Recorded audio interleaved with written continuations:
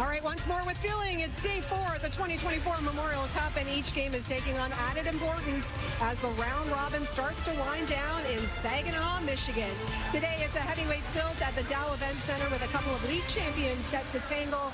We've got the champs from the OHL, the London Knights, and from the WHL, it's the Moose Jaw Warriors. Lots on the line here as both teams get ready to play their second games of this tournament.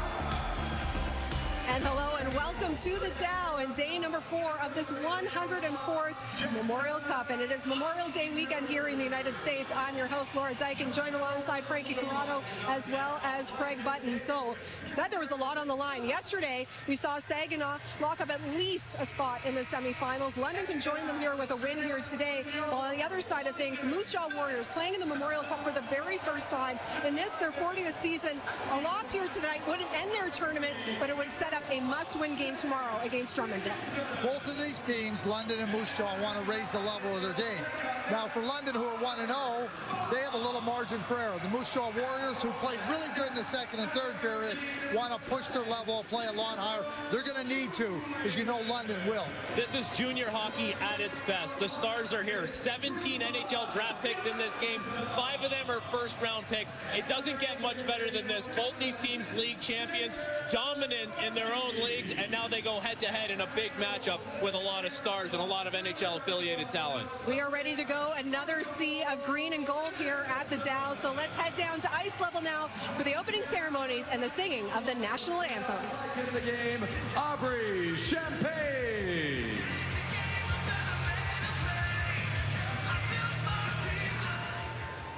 Tonight, for our ceremonial puck drop, we welcome Denise Berry. Denise is a U.S. Army veteran who was introduced to Ringette in 2015, and in that same year, she earned a spot on Team USA, where she played at the World Ringette Championships in Helsinki, Finland. In 2017, she took on the challenge of coaching with Phyllis Sadaway for Team USA at the World Ringette Championships in Toronto.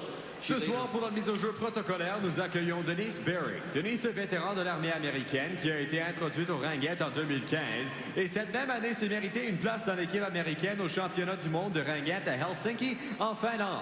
En 2017, elle a accepté le défi d'entraîner l'équipe avec Phyllis Sadaway pour l'équipe des États-Unis au championnat de ringuette à Toronto.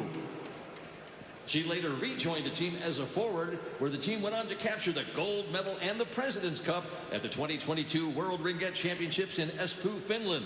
Denise is an active member of the Great Lakes Bay community and currently serves as the president and CEO of SVRC Industries in downtown Saginaw. Elle s'est jointe plus tard à l'équipe en tant qu'attaquante, où l'équipe a progressé à une médaille d'or et le Coupe du Président au championnat mondial de ringuette. En 2022, à Espoo en Finlande. Denise est une membre active de la communauté des Grands Lacs et l'Abeille et sert en tant que présidente et chef de la direction des industries SVRC au centre-ville de Saginaw. Denise Berry is a retired U.S. Army engineer serving domestically and overseas in heavy construction and combat units. She served her branch from 1998 to 2011. Her last duty station was at the United States Military Academy in West Point, New York, where in addition to her military duties, she coached the men's inline hockey team for 2 seasons. Denise Berry est une ingénieure de l'armée américaine à la retraite, servant domestiquement et outre-mer dans les unités de construction lourde et les unités de combat. Elle a servi à sa branche de 1998 à 2011. Sa dernière station de travail était à l'Académie militaire des États-Unis à West Point, New York, où au-delà de ses obligations militaires, elle a entraîné l'équipe masculine de hockey en ligne pendant 2 saisons. Craig Goslin is the president and managing partner of the Saginaw Spirit. Please welcome him. He's also the host organizing committee chairman for the 2024 Memorial Cup, presented by Dow. Craig has been with the Spirit since 2002 and has been instrumental in making hockey a cornerstone of the Great Lakes Bay region. A native of Bay City, Goslin is a 2-time OHL Executive of the Year and served on the OHL Board of Governors and the CHL Board of Directors. His care, dedication, and persistence have all been essential parts of creating the culture that is Saginaw Spirit Hockey. Please welcome Craig Goslin.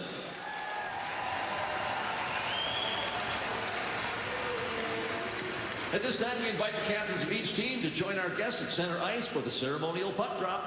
À l'instant, nous invitons les capitaines de chaque équipe à rejoindre nos invités au milieu de la patinoire pour une mise au jeu protocolaire.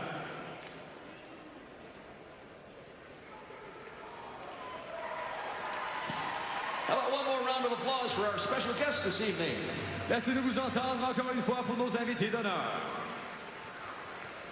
At this time, we ask you to please rise if you're able, remove your hats, and join Hayden Mellon for the singing of our national anthems. Veuillez vous lever, retirer chapeaux et casquettes et joignez-vous à Hayden Mellon pour l'interprétation des hymnes nationaux.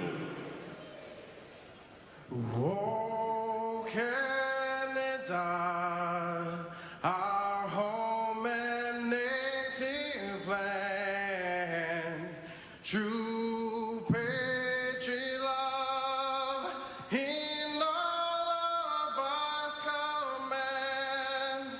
Quand embrasse et porter les pères, il sait porter la croix. Ton histoire est une épopée, tes plus brillants exploits. God keep our land glorious and free. Oh, Canada, we stand on guard for thee. Oh, Canada, we stand on guard for thee.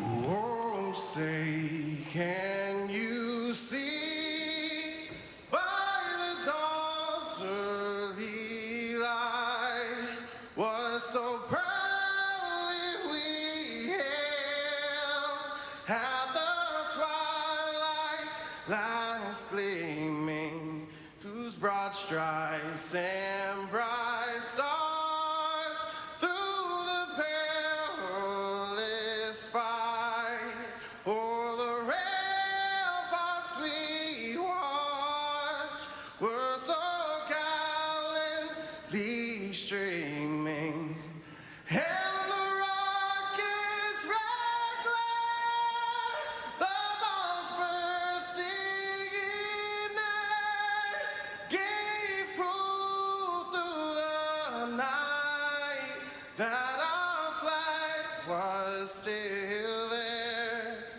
Oh, say does that star-spangled banner yet wave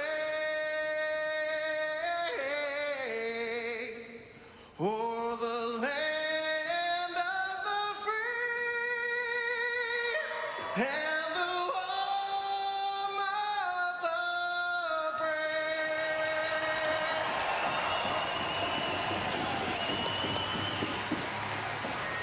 It's Memorial Day Monday in Michigan, and we're anticipating a dazzling display of fireworks for Game 4 of the 2024 Memorial Cup presented by Dow, as the London Knights look to maintain the OHL's unblemished record at this year's tournament, taking on the Moose Jaw Warriors. Let's get you introduced to the starting goaltenders for tonight's contest. Michael Simpson, 31-save shutout in Game 1 of the tournament. He's the second London Knight to record a shutout at the Memorial Cup. He's the first OHL goaltender period to do it since Jordan Binnington of the Owen Sound Attack back on May 21st, 2011. There is Jackson Unger of the Moose Jaw Warriors, Western Hockey League East Division first team All-Star this year. He's looking to bounce back after allowing 5 goals on 36 shots in Game 1 against Saginaw. There's the veteran head coach, Dale Hunter, 6th Memorial Cup appearance with the Knights. He is 6-3 all-time against Western Hockey League competition. And there's Mark O'Leary out of Owen Sound, Ontario. He grew up around the game with his dad, Brian, who was a longtime assistant with the Owen Sound Grays, Platers, and Attack. He's in the building tonight to watch his son, Mark, as head coach of the Moose Jaw Warriors. I'm talking with Mark before the game. He talked about maybe some embarrassment and how personally his team takes it. Denton Matejchuk leads in that category. A little bit of paralysis by analysis maybe for Moose Jaw. They weren't near the quality and the level that they're used to playing. They've got another chance at it here against a very good team in London. Moose Jaw put themselves in a hole in game number 1, but we saw what their stars are capable of, making that a real interesting affair against the Saginaw Spirit. This London Knight team has showed barely any cracks since the start of the playoffs, losing just 2 games all the way to this point. Both those were in the West Final against Saginaw. London start out with possession, the Moose Jaw zone. Here's Sam Dickinson with a wrister. He can't get that through. Jacob Julian's tied up in front of the Moose Jaw net. Dickinson again at the line, tries another shot. Caught, thrown to center, early break. Taylor Fernandez to the backhand, and Michael Simpson remains undefeated in this tournament. His first save of the night is a big one with the pad. Maybe the biggest weapon right there in the arsenal for the Moose Jaw Warriors is their transition. Quickly, Denton Matejchuk knocks down that dumped attempt, and he transfers it up the ice awfully quickly. Here's Matejchuk. Slips it back for Lucas Brenton. He'll skate to center and dump it in. And there's going to be a whistle here for an offside about a minute in. Managing the puck is going to be so important for both clubs, but for London, it's going to be paramount as Moose Jaw feeds on transition, and there it is. Anticipation from Matejchuk. He sees the lane, so he steps into it and easily knocks this one down and sends Jager Furcus up on a breakaway, and he tries to go forehand, backhand, 5-hole on Simpson. And Simpson continues on from where he left off in his 31-save shutout to start this tournament. Big save early in this one. Here's Brent, passes it across to Cosmo Wilson. Taken by Max McHugh. Passes over for Jackson Edward. Crossing into Moose Jaw territory. Cowan the shot. There's the first test of the night for Jackson Unger. And he'll get his glove on top of this for the whistle. I'm going to be very curious to see the adjustment, if there is any, from Dale Hunter and the London Knights. We've already seen the transition game from Moose Jaw. I thought they were really heavy on the forecheck. Clearly they were physical. That's always going to be a part of their game. But you throttle back a little bit, knowing that, boy, if we overcommit on the forecheck, if we overcommit on the body, this team can get the puck behind you quickly and make you pay for it. So let's pay attention and see, yes, London will be physical. How physical will they get to the level that they did against Drummondville? Caleb Lawrence. This is Rylan Kovacevic in the face-off circle to the glove-hand side of Jackson Unger. And it's taken away by Wojtek Port. He'll play it behind the Moose Jaw net. Rysavy towards center. Port's got it. We're back off the board. It's going to be a foot race for it here, and it's a close one, but they're going to say Jackson Edward had the angle, and it's going to be an icing. Well, champion against champion from the WHL and the OHL, the way that they match up. You look for the goals for per game for London, nearly 5 per game on average throughout the playoffs, and look at the goals against, half of that. That is outstanding numbers for both teams. The big one for me, though, the power play, lethal. It was the best in the OHL in the regular season, just under 33%, and that got even better in the playoffs at just under 37% for London. So Moose Jaw is going to want to make sure that they dictate and stay extremely disciplined against the lethal power play that we showed you in the pregame for London. In the regular season, Moose Jaw had the best power play in the Western Hockey League. The only team that had a better power play percentage in the regular season was London. In the entire CHL, they were first. 12 for 21 against Oshawa in the final series. Just unreal. Here's Landon Sim. He'll play it out to center. Port skates around. Gave it away, though, to Caleb Lawrence. Just signed his entry-level deal on May 24th with the Los Angeles Kings. He'll play this down low behind the Moose Jaw net. It's taken away and skated to center by Denton Matejchuk. Well, they really like the size of Lawrence. They've got Quinton Byfield, the big body that's being tailored by Kopitar to play center at the center ice position for LA. And Lawrence has been really physical, knows who he is, that identity on that third line. He's an overage player this year, so that was important for him to sign that deal. He guarantees he'll be off to pro next year with the Kings organization. Jacob Julian swings this around for Denver Barkey. He's got a skate to pick it up, and he finds Gazajov in the corner. Tried to go back out in front for Julian. Center ice again. Swatted over by Jackson Edward. Carried in by Jager Furcus. Far shot. Turning back. Brenton at the line. Far corner. Braden Yeager. Backhander in front. Brenton was there, but it goes behind him. And he'll work it back to the line. Cosmo Wilson's shot goes wide of the net as Savoy was looking to bat that out of the air. He's got the puck now. Brenton takes it over. along the boards by Saginaw. Moose Jaw stay on the attack. Fergus in the slot. To the backhand. Out in front. No quick save there from Simpson. Got that away from Brenton. As Savoy carries it back up high. Leads to Fergus. Far side. Here's Brenton. Coming in with a shot. Simpson makes the save. The puck pops over top of the net. And London clear it down the ice. Rolling all the way. No icing. Well, you got this top line for Moose Jaw loaded up. Fergus, Yeager, and now Savoy, who usually centers that second line. And you can see the damage that they can do. We saw it the other night as well. There's Atlee Calvert now. Crossing in, drops off, but takes it, scores! What a shot! Denton Matejchuk cashes in for Moose Jaw. First goal of the game, the Warriors lead 1-0. Look at the face. Look at the face. That is a determined young man right there, as he did not like the way his team or himself individually opened this tournament. So you look at that top line that goes to work, tons of motion, and they spend the entire shift in the offensive zone. They hand it off to this line, Calvert. Look at the way he represents shot, cuts to the middle of the ice. So he pulls two guys with him, and now he leaves that second layer. That's just brilliant play. But Matejchuk knows it, steps into the spot, and how about that? It comes out of the net as quickly as it goes in. And that look tells you everything you need to know about the preparation for Moose Jaw to try to bounce back. Highly rated Columbus Blue Jacket prospect. It's not the first time we've seen the Jackets have good representation at this tournament. James Malapesto was Memorial Cup MVP last year. Played 11 games in the NHL this season. And they are reviewing this goal, Kevin. They automatically review every goal. But they're going to get the referee here on the headset, that's Adam Blosky, to make sure this puck did indeed cross the goal line. It didn't look like it was offside or really even questionable on that matter, on the entry.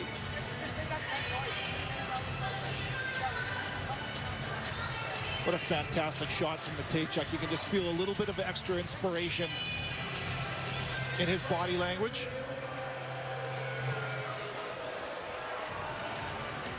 So Sean Reed announces the goal is officially under review. And they're off headset already. Yeah, so you're wondering maybe if they question. After video review, the call on the ice stands. We have a good goal. Yeah, this is the shot that comes out of the net as quickly as it goes in. And I guess the referees didn't have confidence that it for surely did go in. But that's how quick of a release. And what a marble that was from Denton Matejchuk off the upper bar inside the net. Spits it right back out. Moose Jaw has the opening goal. So Oliver Bach shoots it around the boards. And now Matejchuk right back on it. Absorbs a hit for Max McHugh. Sherman carries it around. Now scurries ahead to center ice. Off for lack of it. Plays it back ahead. Sherman. Back into the corner. Cowan plays it up the board. Sherman's got it again. Passes into the slide. Here's Matejchuk in the line. Turning around. Matejchuk to the far side. Stops. Back down low for lack of it. Taken over now by Easton Cowan. That's just through for Isaiah George. Snaps that in right off of Jackson Unger. Another hard hit from Max McHugh. Deep in the Moose Jaw zone. Here goes Kovacevic. To center, he shoots it in. Off the boards. Bounces out for Henry Brustevich. And we didn't see him till the last shift of the tournament opener for London. And there's a weak shot from Caleb Lawrence is caught by Unger. We're going to have a power play here for London. Semenuk's going to get the lone penalty here for roughing. Referees Adam Blosky and Sean Reed are going to send a message early in this one that they don't want to put up with any extracurricular activities. Oh boy, no warning or nothing. 14 red, 2 minutes for roughing. A lot of the stuff was let go in that London game to start that one against Drummondville, and this is another precedence being set. London being held to the outside, and you look at that, Unger is allowed to make that save. A little extra push from Semenuk, referee right there with eyes on it. We talked about the power play. We talked about how dangerous it can be and has been for London. Certainly a key for Moose Jaw to stay disciplined. This is one that you don't want to see your team take. Big opportunity for London to even this game. London was 0 for 4 in the first game of the Memorial Cup. Had a 5-on-3 against Drummondville as well, but couldn't capitalize on it. Denver Murray starts from behind his own net. A familiar first unit on the ice right now for London. With Cowan, Bonk will take the bumper spot. Halton on the far wing, Julian in front of the net when they get set up, but they'll have to get back to their own zone here in a hurry. Savoy reaching it after it, and he takes a contact from Halton. He didn't show much for that power play. It'll last just 29 seconds. Well, we'll have to see if this one gets reviewed as well, because this one looked to me like it was a blatant hit right to the face, to the head of Savoy, who went down quickly. Athletic therapist jumps on the ice immediately. London, number 12, minor penalty for checking to the head.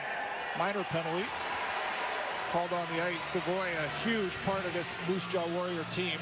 So a short-lived power play. That was 29 seconds for London. Now we'll play 4-on-4. Yeah, there's no question about that. They had the principal point of contact.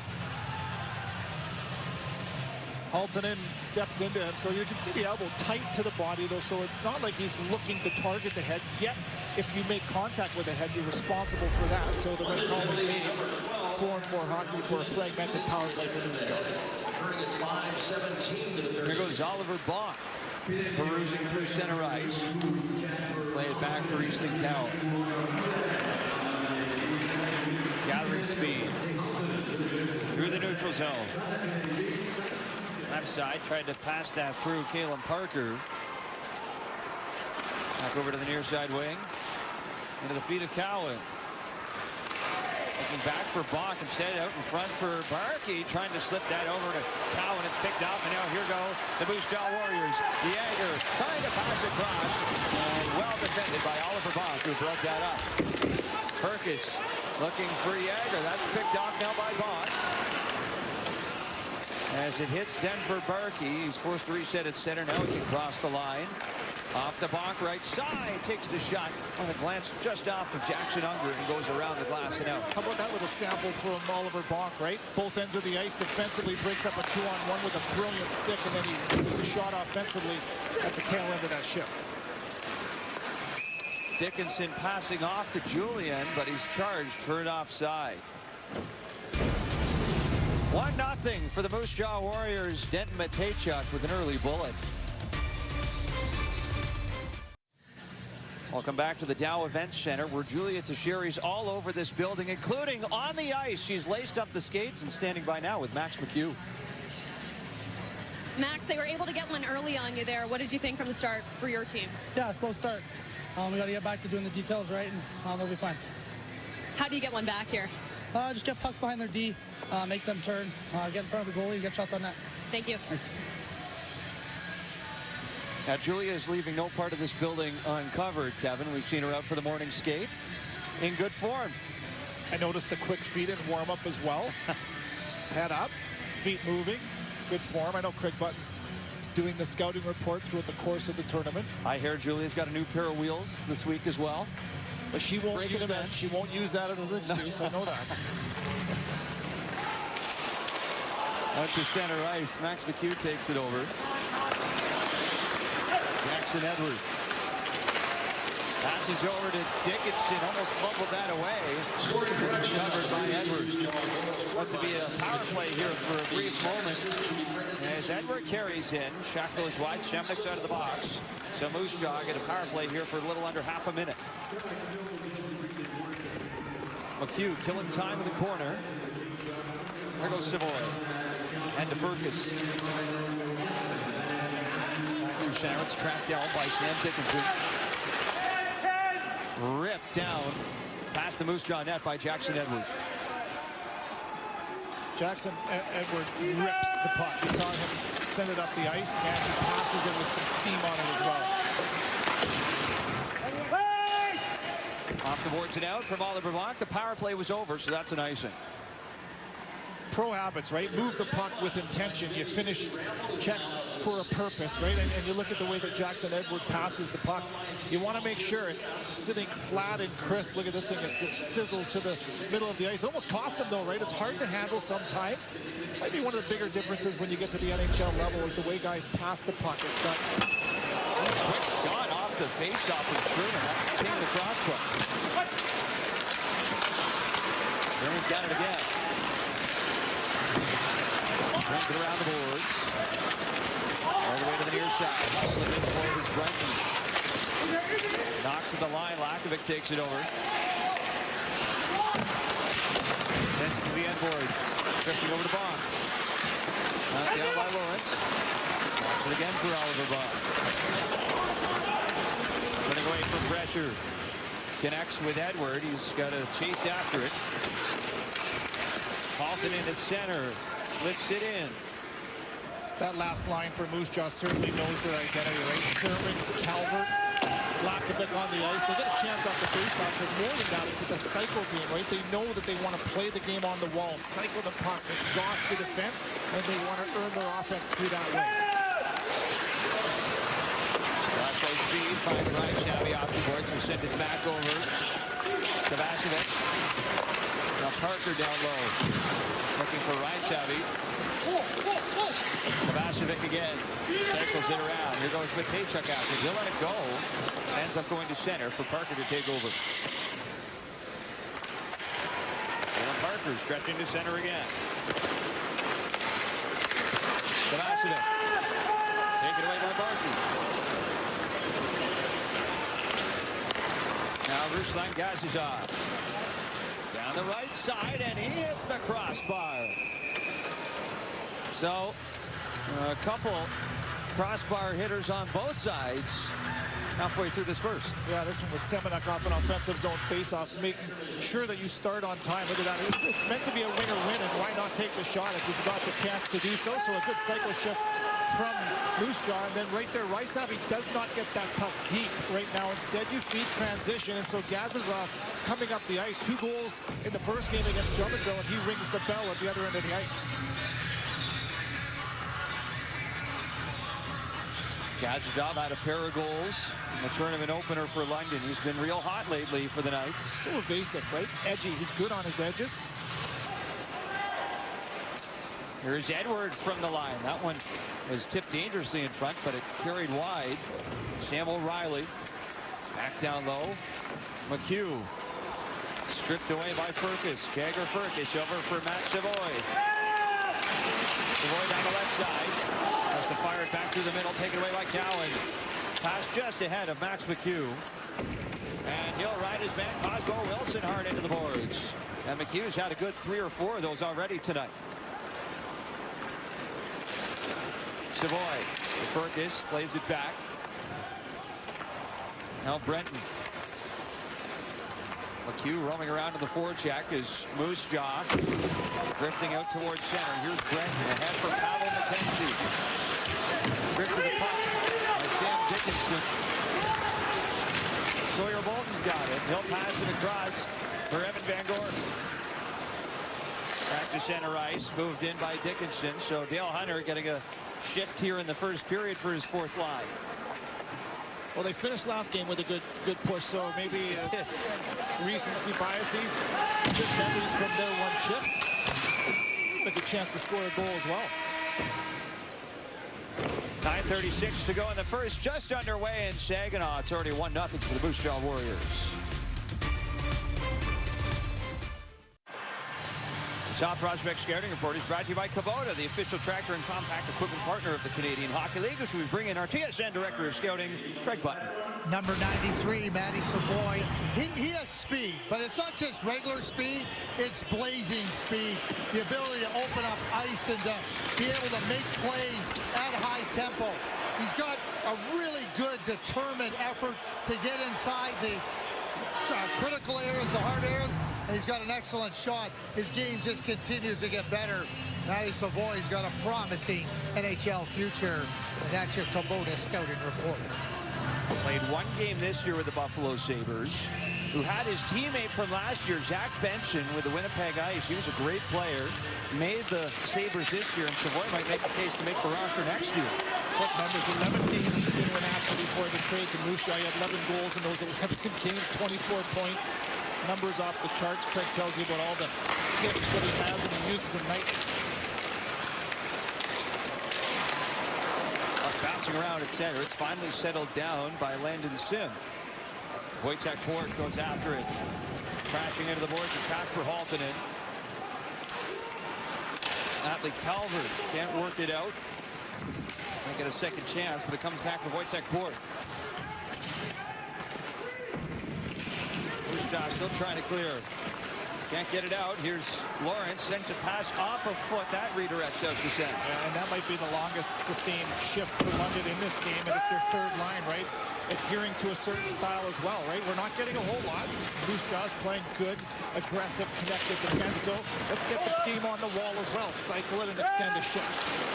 Here goes Denton Matejchuk. Over to the far side. Quick pass and a shot from Kovacevic, and that one rattles off the outside of the cage. Now Edward has his man tied up. So does George. Picked up by Julian. Lofted to center. That last pass from Matejchuk over to Kovacevic was just brilliant because of the width. Out in front, they score! Ruslan Gazizov, Igradna Skripki, and it's 1-1 in Saginaw.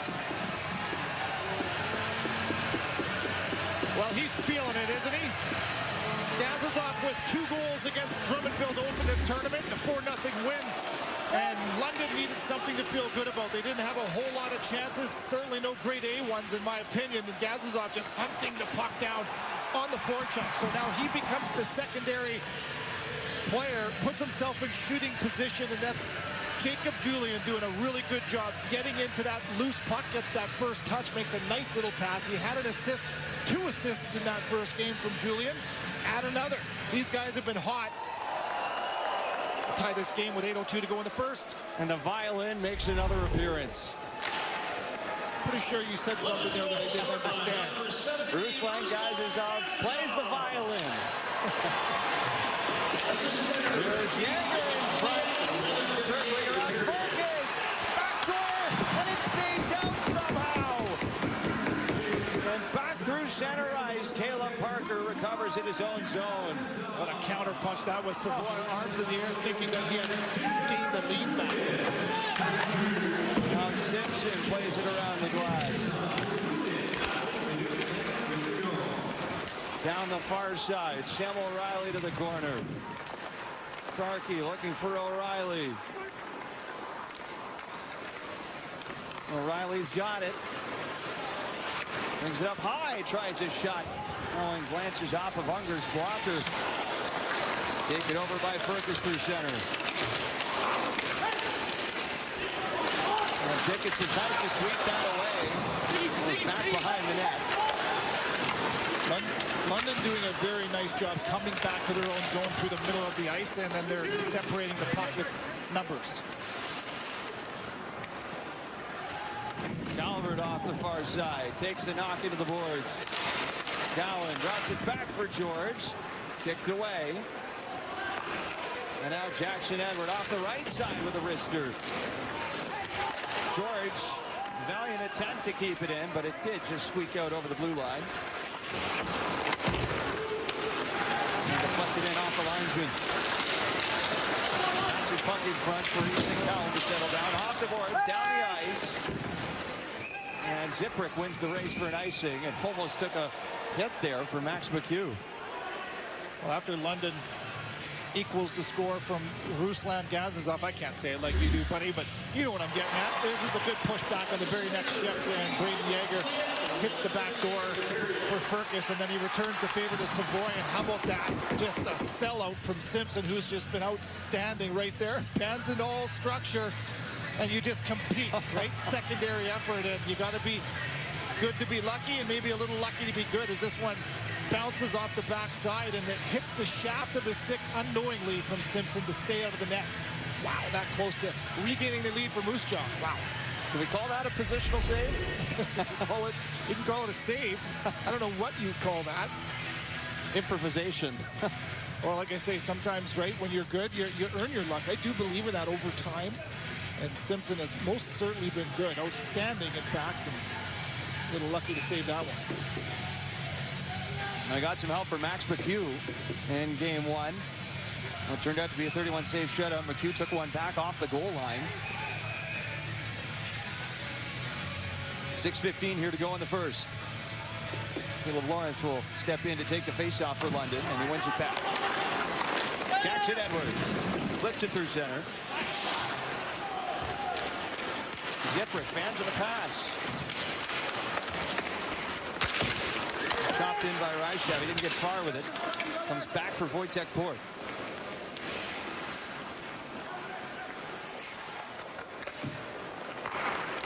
Kovacevic plays it into open space. Lawrence tries to shoot it in. He goes back to the night zone.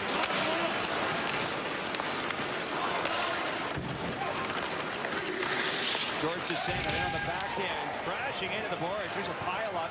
George halted in, and Ryshav all involved. There's Ziprick looking ahead for Kovacevic. Now picked up by Saginaw. Takes the shot off the Kyle Simpson. Takes up another try. That's blocked away.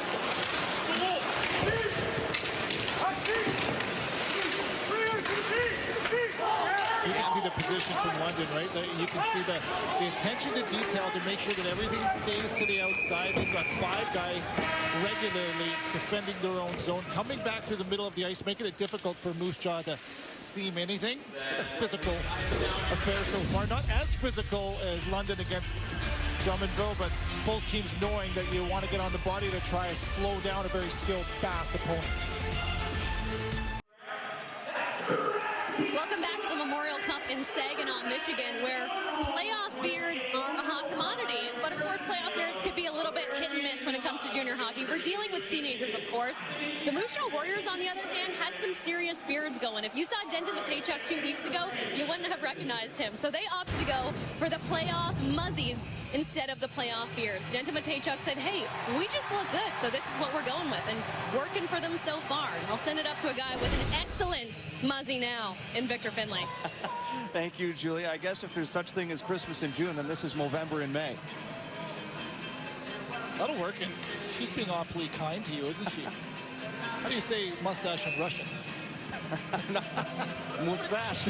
How many languages do you speak? We're working on it. Constant work in progress. Here goes Gazov. Sometimes I don't speak English, but that's a work in progress as well. Oh, you're doing good, buddy.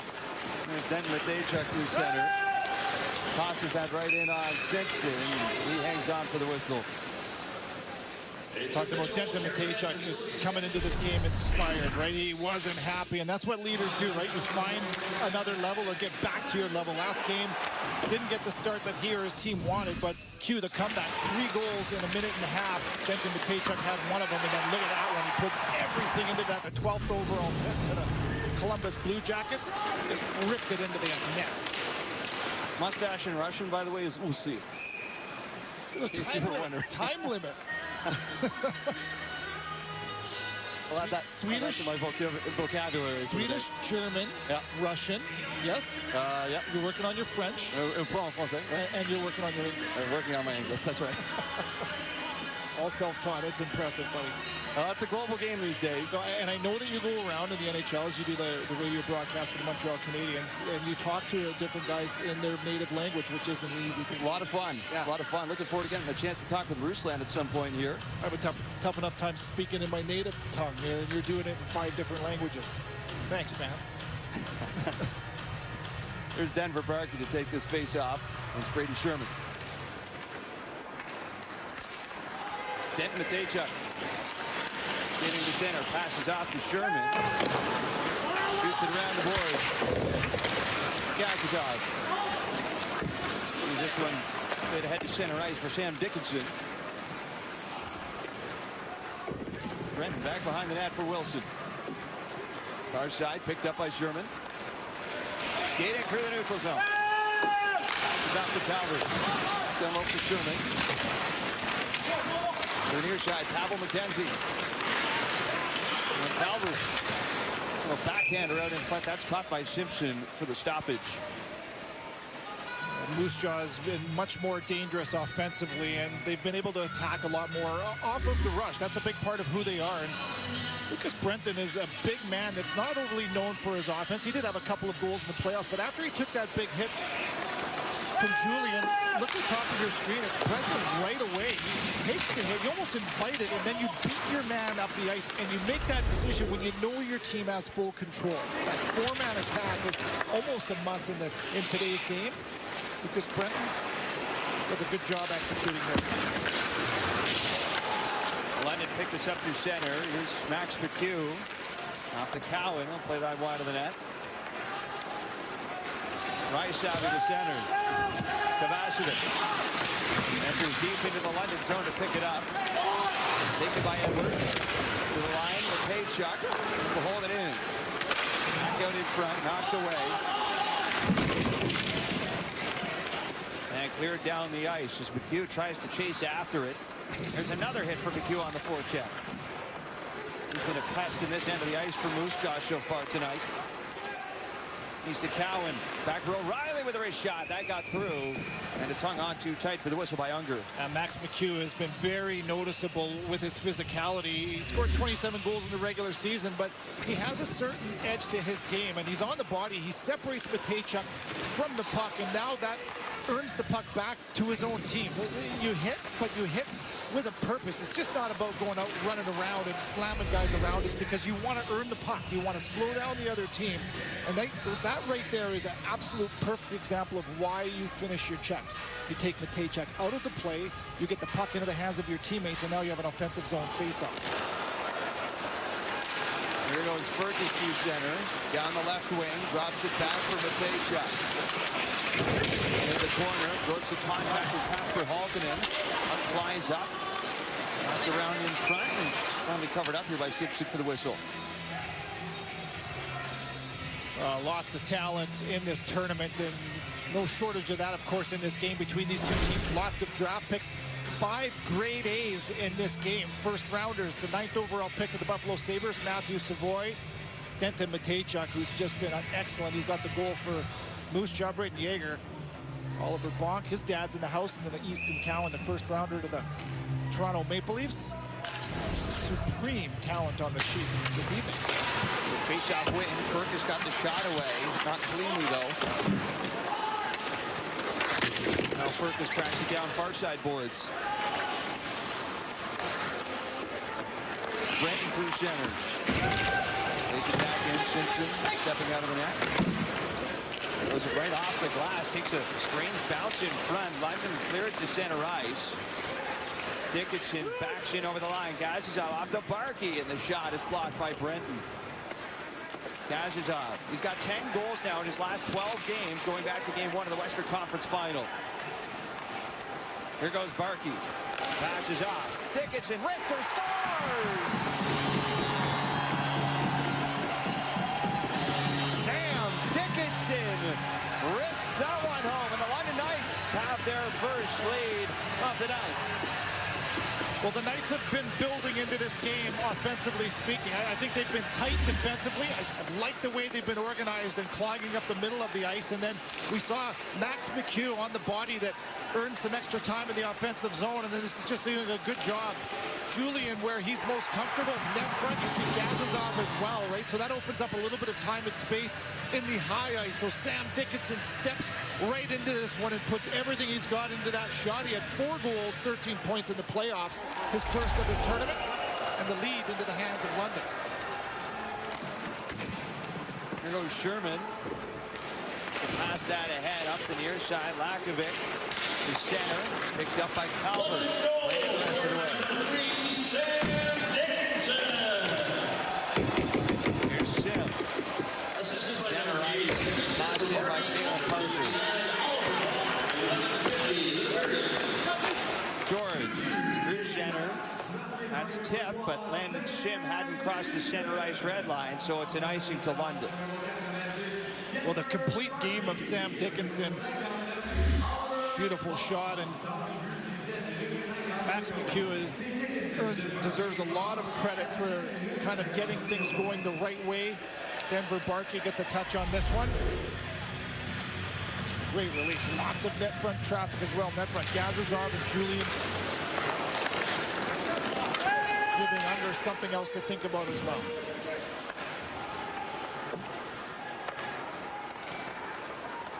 Here goes Parker.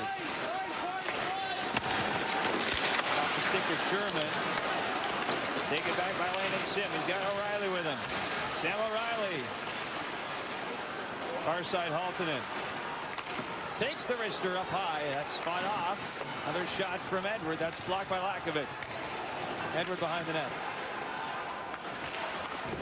Near side Haltonen. Landon Sim in there as well. He's tied up with Sim. Up the near side, George back in front. Here's Haltonen. Dangerous shot that hits the crossbar and deflects out of play. Well, the game is a bunch of 50-50 battles all over the ice, right? So the team that wins their majority of those battles is probably the team that has the best chance to win. So Moose Jaw does a good job outnumbering, and then London, look at the way they join the battle and just perpetual motion. So they win that 3-on-3 battle out of the corner, up to high ice, a shot to the net.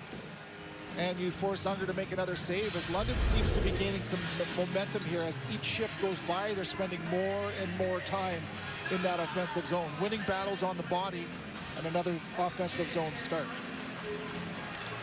Battle for it off the draw. Goes back for Cosmo Wilson. The center, Dickinson. Shoots it back in. Brendan back around for Wilson.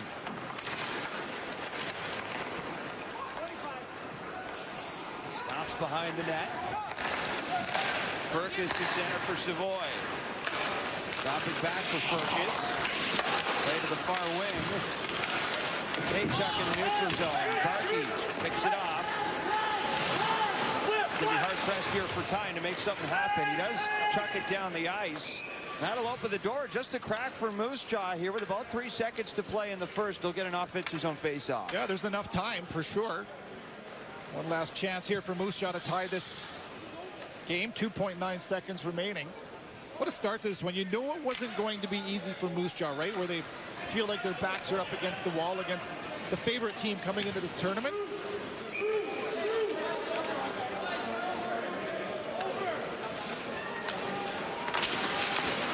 Off the draw, there's a shot, but it's blocked in front. Boy, sir, there certainly was time, Kevin, and the Moose Jaw Warriors almost made good use of it. Well, this is the shot that Moose Jaw was banking on. Look at the numbers, though, in front of the net for London. 4 bodies, a clean win back from Calvert, right into the one-timer from Furcus. Gets the shot off, but well planned out defensive zone face-off from London to have the bodies there to block that down. Good pushback from London. I thought that Moose Jaw was the better team in the first 10 minutes of that. London doesn't go away easily as they build themselves back into this game.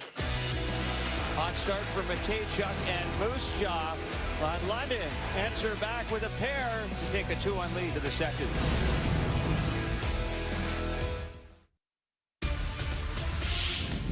The CHL on TSN is brought to you in part by CCM, the leading hockey equipment manufacturer for all levels of play. The Hockey Hall of Fame exhibit has all 3 CHL trophies here on display in Saginaw. The J. Ross Robertson Cup was first handed out in 1911 to the Kingston Frontenacs and is now given every year to the OHL champion. The London Knights hoisting it for the 5th time this year. The Ed Chenoweth Cup was first won in 1966 by another team from Moose Jaw, the Moose Jaw Canucks. And now in 2024, won by the Warriors for the very first time. And the Gilles Courteau Trophy was first won in 1980 by the Quebec Remparts, who have hoisted the trophy 6 times. But of course, most recently, it was the Drummondville Voltigeurs who did the honors. All right, well, it was Denton Matejchuk kicking off the scoring here in this game. Let's hear from him now with Julia. Denton, I know your team wanted to focus on a better start today, and obviously you did a great job of that. What did you think of the way your team came out? Yeah, I think we came out strong, and we kind of followed that through the whole period. You know, we played a pretty good 20 minutes. We had some good looks, and yeah, all around, that's a pretty good 20 minutes to start. You're the captain and the leader on this team. How good does it feel when you get to get your team on the board that early? Sorry, can you repeat that? Yeah, you're the captain and the leader on this team. How good does it feel when you get to get your team on the board this early? Yeah, I mean, you know, I'm just happy to contribute. I don't really care who puts it in the back of the net as long as we're putting it in the back of the net. That's the most important thing. This is about as evenly matched as games come. 2 really physical teams, 2 really highly powered offensive teams. I'm curious, what does it feel like on the ice right now? Yeah, it's you know, it's a dream to play games like these. They're the funnest, and yeah, we're just gonna go out there and keep playing. You know, they're gonna come out hard at us on the forecheck and in the neutral zone. Just got to be ready. Thank you. Good luck. Thanks. All right, so it's Denton Matejchuk and the Moose Jaw Warriors, who got off to a fantastic start. You know, not even 4 minutes in, they got a goal on the board. But the London Knights just seemed to get better and better as the period went on. Ruslan Gazizov was instrumental in the win in the opener against Drummondville with those 2 goals. He's just picked up right where he left off, Craig. He's been brilliant, and it's not just that we know he scored 2 goals in the opening game versus Drummondville. He's got a goal here in this game, but it's the way he's playing. He's playing such a well-rounded game. He's playing a game where he's invested in all this. You call this the one-man forecheck, Frankie, and he makes the play, creates the opportunity, then he stops in front of the net. Good goal scorers know where that net area is, and they know where to stop. And this is the second goal. He goes and gets the puck, starts it down low, gets it moved around. Where does he come right back to? The front of the net, gains position, and occupies players. When you go to the net, you drag opponents to the net. Ruslan Gazizov, through 4 periods of this Memorial Cup, has been simply brilliant. One of the things I really like about that second goal, his ability to make a play along the yellow dasher on the board. Sometimes it's hard. It takes you a second to get that puck. He picks it clean, then he gets himself to the middle of the ice. So many coaches say, let's get the puck off the wall. You don't have to rush to do it, but at some point, it has to get off the wall, and you have to get off the wall. It's a skill play. Like, you know, we see players handle the puck and make those passes, but that's a skilled play you're talking about, Frankie. And you think about how many times you have to take that puck. People don't realize when they say we got to get the puck off the wall, that's not just battling for it, it's also fine puck skills. And that violin celebration has been getting a workout so far. We're getting a violin. We have to get one here. And you know, not a lot was going on for London in that period until that goal. And when we saw Sam Dickinson score the second one for London to give them the lead, you must be happy because 2 of the goals there in that first period came from the defensemen. Timing is so important for defensemen, especially when it comes to jumping in off the rush. And that's what exactly Denton Matejchuk does here. Take a look as this puck goes through the neutral zone. There's Matejchuk coming off the bench, and he's going to time this perfectly as he jumps into the play. It's all about the forwards making space for him and him recognizing where the space is. Atlee Calvert does a nice job of cutting through the middle of the ice. That opens up this whole pocket of ice for Denton Matejchuk. He cuts down his skating perfectly, and as we watch him come up ice, he's yelling for this puck, letting him know exactly where he is. But it's the timing for Matejchuk. Coming off the bench, jumping into that spot, the forward creating that spot for him to jump in. It's perfectly executed for the defenseman. You know, having watched Denton Matejchuk for 4 years now, and you watch the progression of a player, and Frankie, you've talked about how you got to be able to make plays quickly, how you got to process the game quickly. Absolutely, Denton Matejchuk does all of that. But you watch him, he's never racing around. He never looks like, oh, but I got to catch up to this play, or I got to catch up to that play. He anticipates plays. He's so calm under pressure. And then you want to beat pressure in your own zone. That's really important. Jump into the attack. Everywhere he is on the ice, you don't see anybody that's rattled.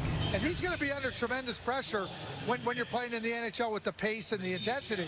I don't know if you can rattle Denton Matejchuk. Dave Babich was the head of player development for defensemen when I played for the Canucks. He used the word cadence all the time. You have to have a certain rhythm, a certain cadence to your game.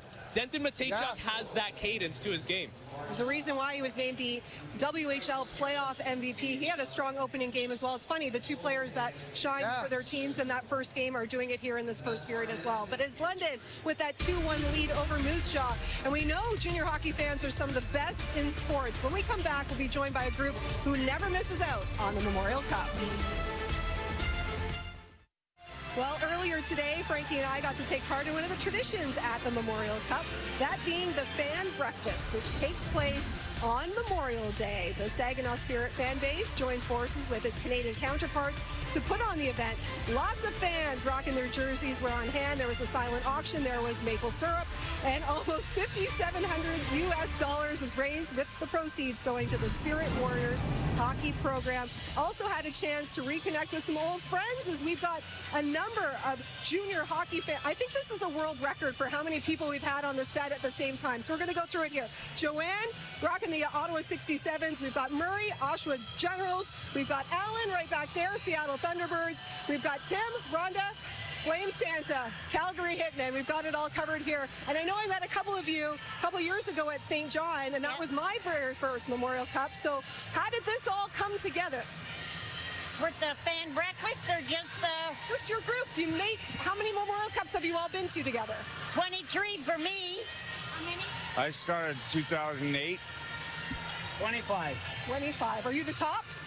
Is there anybody more than 25? Oh, 26. 26? 26. So whose idea, how did this all come together? Well, the breakfast itself, it started in 2006 with the Moncton Booster Club. They had a breakfast for the fans coming in from out of town.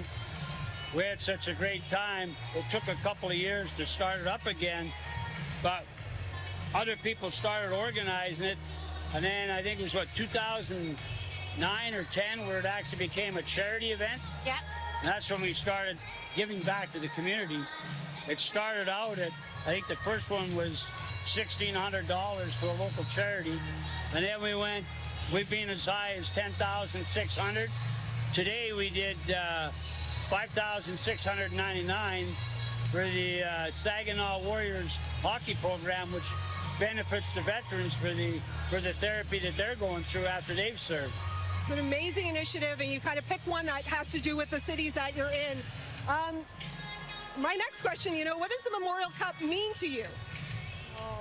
It means so much with the veterans and giving back, giving them respect and showing how much they mean to the countries.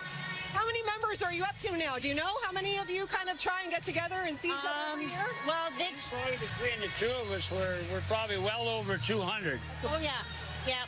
And have the plans already begun for Rimouski? Yes. Yeah. And do you have any rooting interest here in this one with the 4 teams left? Go Warriors!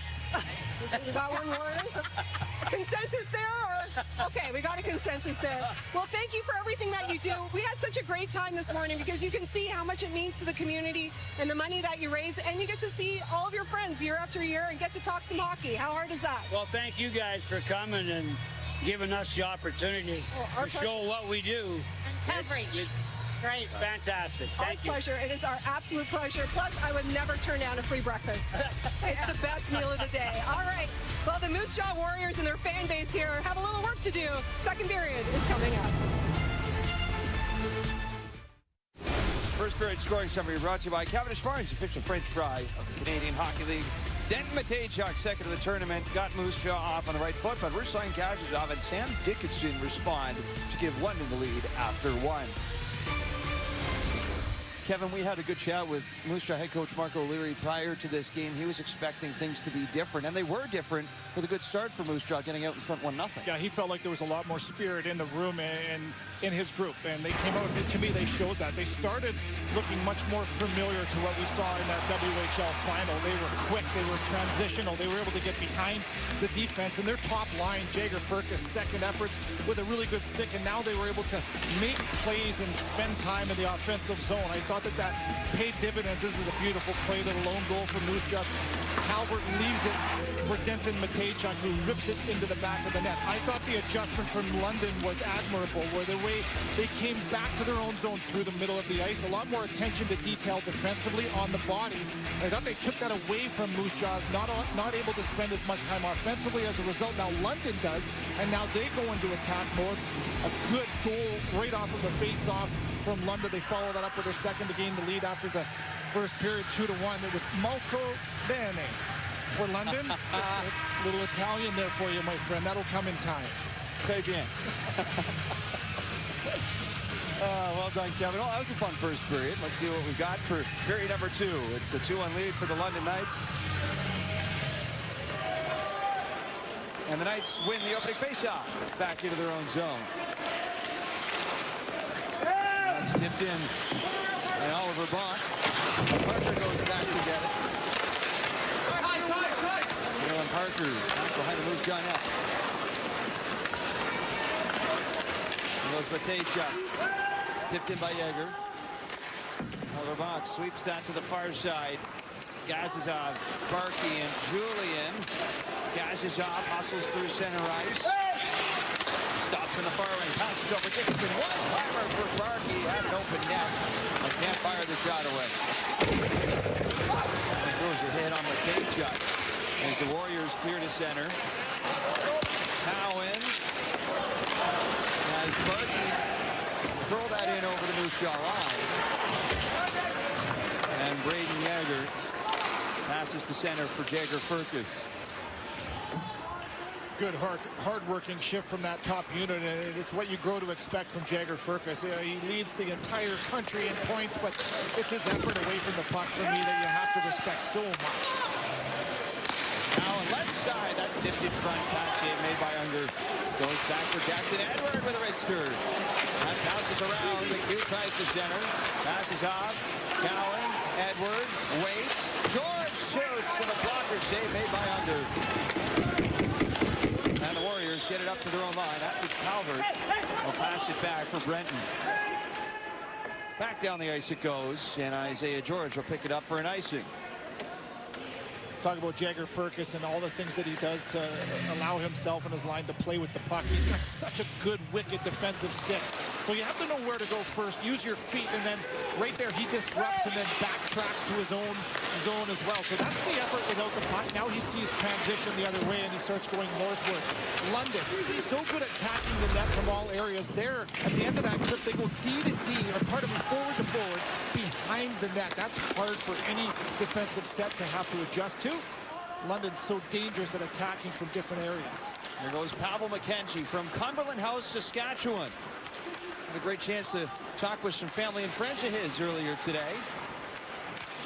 Population 540. It's the oldest permanent settlement in the province of Saskatchewan. Back through center ice. Wojciech Port. Chased down by Landon Sim.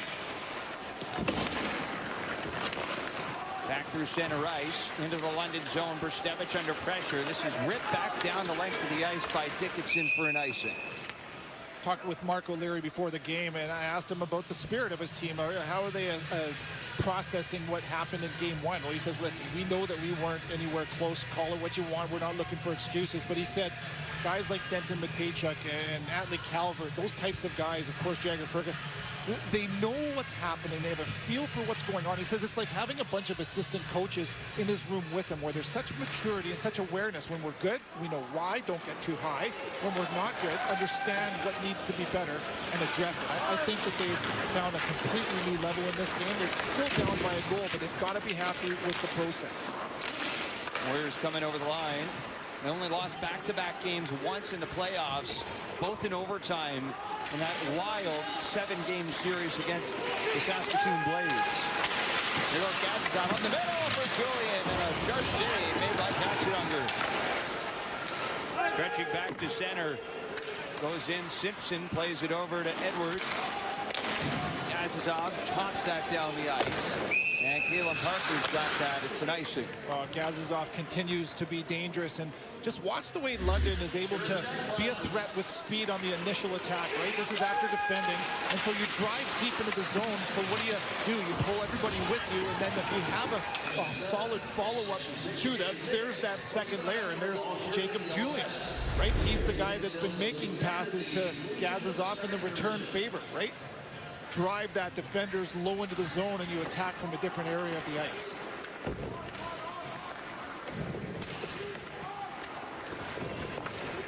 Here goes Gazizov. Sweeps it to center for Barkey. Pressured by Cosmo Wilson as the puck bounding back toward Unger. Wilson's got it. Moves it ahead. Kovacevic. Through center. Going off the boot of O'Reilly. Bouncing around side of the net. George. Far side. Rice-Savvy back in front.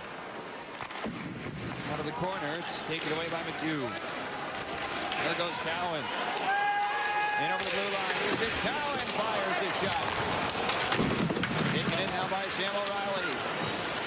Cowan turning around in the slot. Looks for the lane. That's deflected by Seminole. He's got it.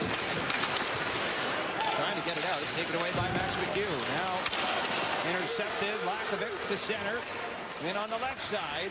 That's punched aside by Michael Simpson to the corner. Calvert for Sherman. Gets the shot away. Absorbed by Simpson for the stoppage. Well, we showed you that second layer attack from Jacob Julie in the pass from Gazizov. Watch the way London can attack in different ways here as well. So now you've got a wide entry, and just look at the way that Sam O'Reilly drives to the net. So he takes the defender with him there, and that allows Easton Cowan to step to the middle of the ice, right, while keeping his speed. But now he gets that high-quality territory to get that shot off from the middle of the ice from that good drive to the net from Sam O'Reilly. Nice different variations of attack for London off the rush.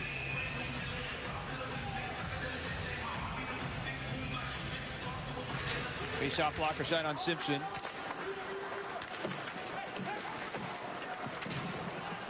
Bouncing around, back to the line. Here's Wojtek Port. Sim takes it over and chucks that back down the ice off the base of the net. That's an icing. 6 different players in the CHL have won the MVP in the regular season and in the playoffs for their teams. Well, 3 of them have come from the London Knights. Back in 04-05, Corey Perry. Mitch Marner did it in 2016. Both Corey Perry and Mitch Marner won Memorial Cups in those years where they were double MVPs. Easton Cowan has done it this year in both the regular season and the playoffs. Can he continue that trend for his club? In good company, isn't he? He is, but it was a rarity, Kevin. Game 1 of this tournament, Cowan didn't have a point. Just one shot. Royce Dickinson. Here's the side. Cowan had 54 regular season games, a point in 49 of them. Unbelievable. But isn't that what makes this team so dangerous too, right? You got full attention from the other team to take away your star players. And then Cowan doesn't get any shots on net or points, but it's others that step up when he doesn't. Here goes Jagger dangerously through the middle. Taken away by George. The Knights are 2-6 this year when Cowan doesn't register a point. So that win against Drummondville is just the second time they've won a game without a mark on the score sheet from Easton Cowan.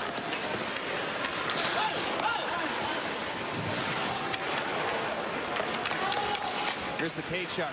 Long pass down the ice. This is taken by George. It's another icing, this time against Moose Jaw. Patience is such a big part of this game, and you're seeing it from both teams where, you know, it's a level of respect from Dale Hunter's club and Mark O'Leary's, where you know that if you get too far out of structure, if you get too crazy on offense, you can get burned the other way. So it's, to me, both teams have been diligent defensively and choosing wisely what their points of attack. When they go, they know they've got clear possession, they've got numbers. I think both teams have shown a good level of patience and yet still walking that line of pressing at the right times. There's George. Shot off the left side. That's absorbed by Unger, and we get a quick whistle.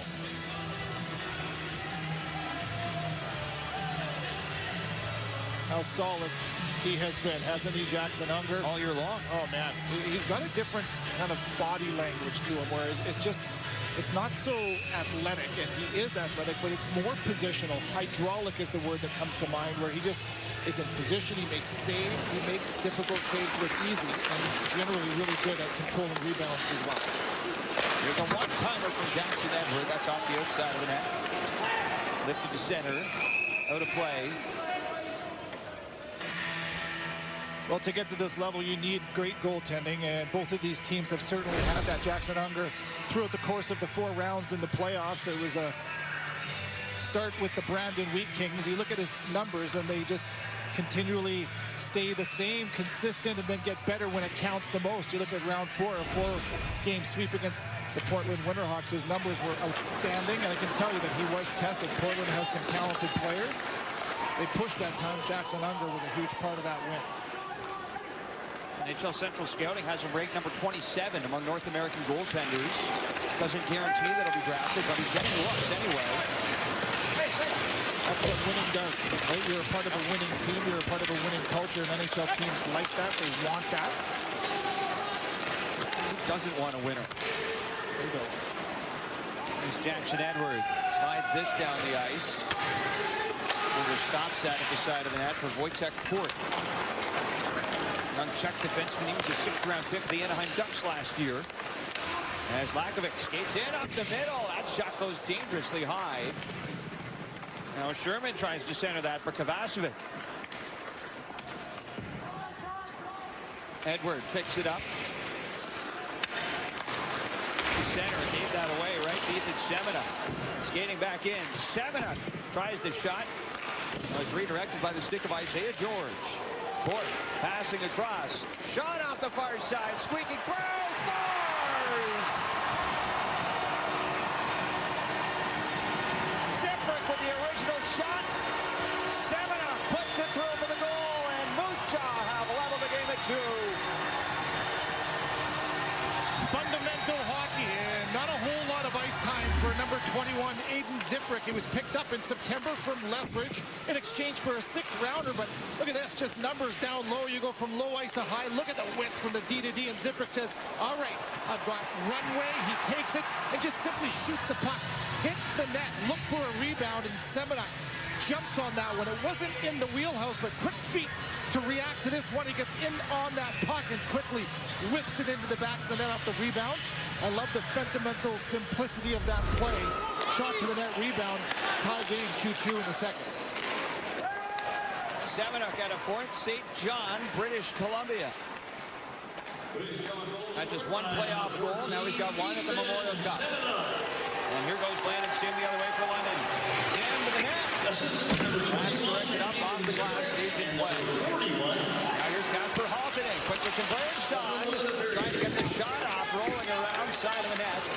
And Moose Jaw will carry to center. It's Matt Savoy. Snapped in right side around the boards. Jager Furcus is there. Out of his feet. Taken by Haltonen. Pushed down the ice. Almost give it away.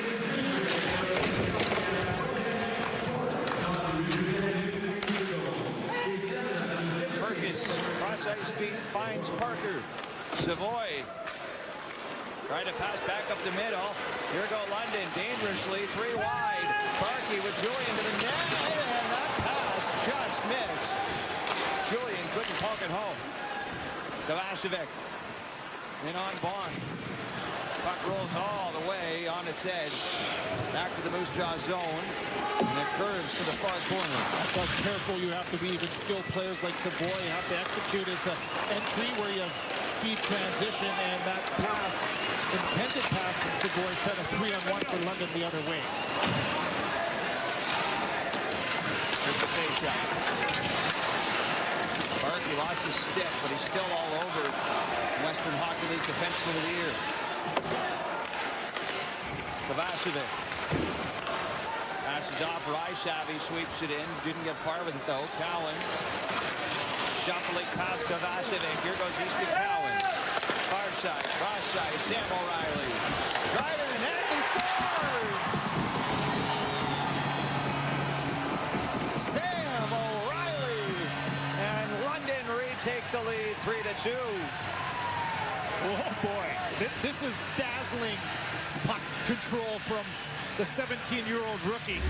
Sam O'Reilly had 20 goals in the regular season for London, and good job from Easton Cowan. Navigates the puck and transports it through the neutral zone. Everybody on one side. Look at the width, the use of the width. A nice little pass to the back door. Sam O'Reilly, as he goes forehand, backhand, he turns the corner on Parker, and man, that has to be a perfect shot, and it is. Look at that, pulls it 10 feet from side to side, and he puts this one off the post and into that top corner. What a dart to the top corner, 3-2, London leads again. Sam O'Reilly played Junior B last year with the London Nationals. So he qualified as a rookie this year and led all OHL rookies in plus-minus with a +32. 5 goals in the playoffs, now 1 in the Memorial Cup. He can do a little bit of everything. Now London back to center. Here's Sim. That's broken up by Lakovic. Sherman out through center. Into the right side. Driving up the middle on the backhand. Simpson kicks that aside and covers up quickly. Semenuk tied it for the Moose Jaw Warriors. Let London come back the other way. Sam O'Reilly's made it 3-2. 3-2 London, almost halfway through this game now. Juliet Teixeira lacing up the skates again. She's on the ice this time with Atlee Calvert.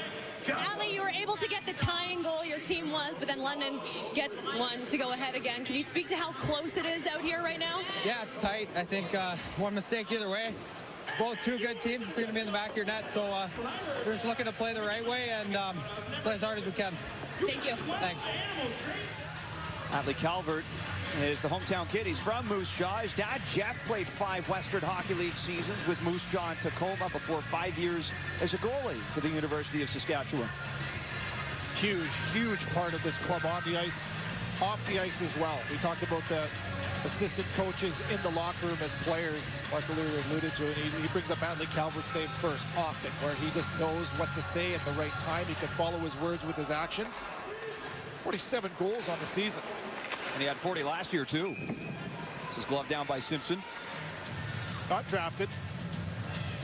Into the WHL either, by the way. Right on. Yeah, and those are the guys, right, where I think NHL teams look at and say, okay, there's a ton of resiliency. There's got to be character base in these guys because they get better when the odds are stacked against them. And better, he has gotten 23 power play goals for. That was second best in all of the Western Hockey League as well. He goes tight to the net. That's where he plays in traffic, but that's when he's at his best. There's Matejchuk at the line. It's down low. Taken away by Denver Barkey. Through center, Jacob Julian. Is it to the end boards? Taken by Jager Furcus. Furcus through center. Left side, Savoy. Up the middle, Yager! Shot, good save from Simpson. Got that with the glove. And London come back out to center. Jackson Edward. Shuffles over, and Gazizov's shot goes wide. Edward back into the corner, takes a head, Parker behind the net. Slips past Gazizov. Comes out to center again for Jackson Edward. Here goes Cowan. Bouncing puck at center. Cowan knocks it down. Back for Sam O'Reilly. Up the middle. Shot fought off by Unger. Another good look for Sam O'Reilly. And there's going to be a penalty on the play against the London Knights. Special teams haven't played a huge factor so far tonight. We haven't seen many penalties. London, number 7, minor penalty for interference. And Cowan goes off. 2 minutes for interference. 9:15 to go in the second. London's got the lead 3-2, but Moose Jaw are going to the power play when we return.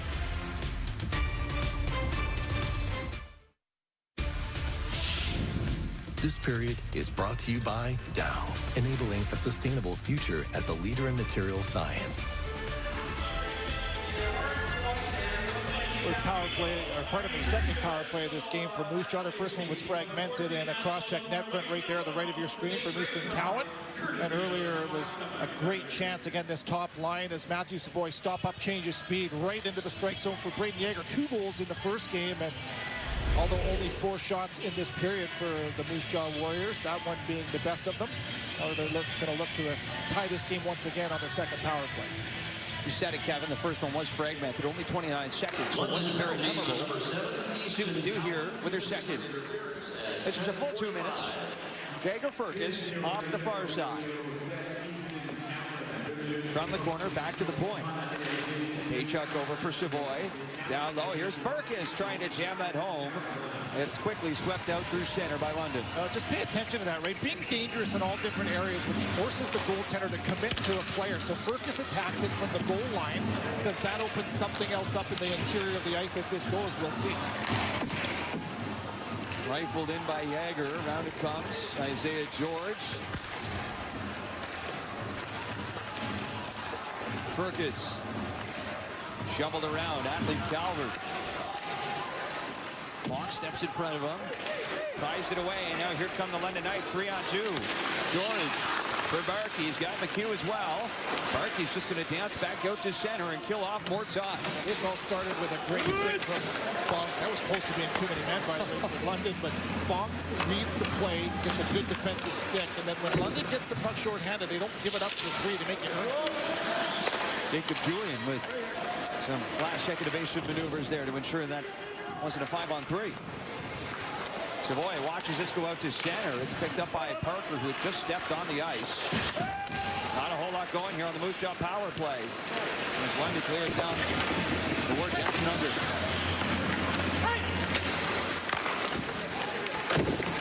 Firkus right side. Sim picks it off. Tracking deep into the London zone. Firkus gets it back away. Here's Jagger in front, and he sails that just wide. Now Parker at the point. Right side Jagger, cross ice. Moved away by Jackson Edward out to center. Here goes Sam O'Reilly. Full flight with landed Sim. Sim shoots and he scores!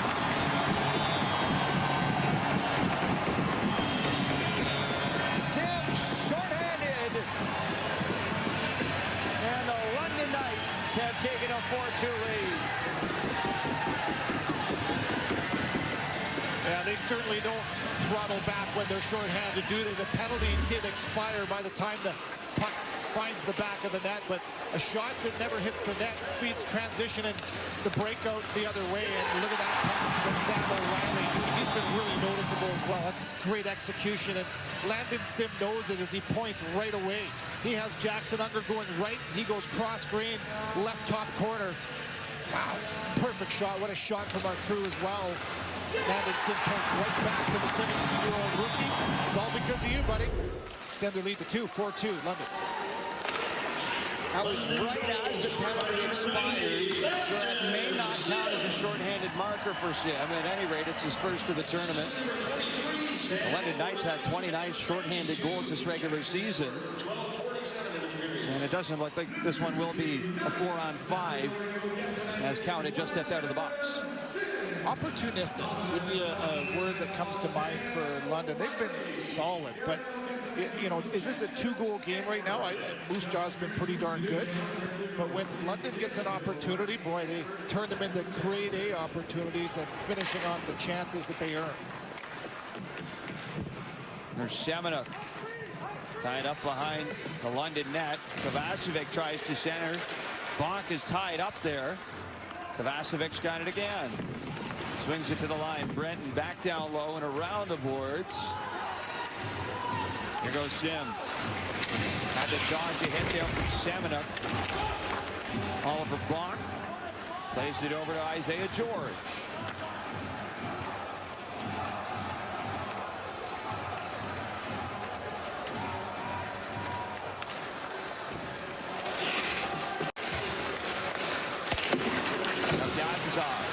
Gets that right off the line. Sometimes it's a shot away.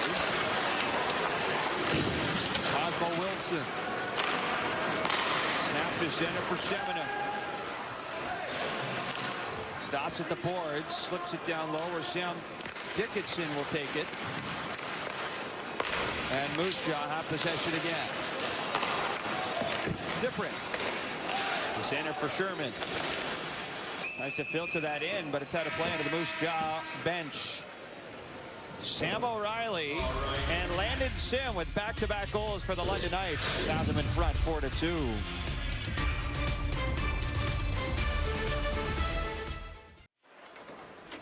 Well, Denver Barkey is already property of the Philadelphia Flyers, and he's had a lot of NHL guidance on the way. His minor hockey coach with the Toronto Titans was the one and only Darcy Tucker. But it wasn't just NHL experience that Darcy could help him out with. In fact, Darcy is one of the legends of the Memorial Cup, one of very few players to win 3 of them. He was part of that legendary Kamloops Blazers team back in the 90s. Here's Denver with his coach's old gloves from winning one of those Memorial Cups. I asked him before this game, Victor, if he'd been talking to Darcy at all throughout this process. He says he still keeps in touch with him. Not much advice coming his way from Darcy, but he did get a nice good luck from him before the tournament. Yeah, Darcy Tucker was part of a powerhouse era of Kamloops Blazers teams. We got to learn a lot about them, Kevin, out there last year for the Memorial Cup. Yeah, I had to play against them for That's right, years. early 90s. Yeah, that was an amazing organization, that franchise. Scott Niedermeyer, Mark Recchi, just some of the great names to go through that program. Shane Doan. Yeah. Jerome McGinley. Tyson Nash, Ryan Huska. It was Ryan Huska, Tyson Nash, and Darcy Tucker were the only 3 players to win all 3 Memorial Cups with that franchise. Of course, Ryan Huska went on to win a couple more as a coach in Kelowna.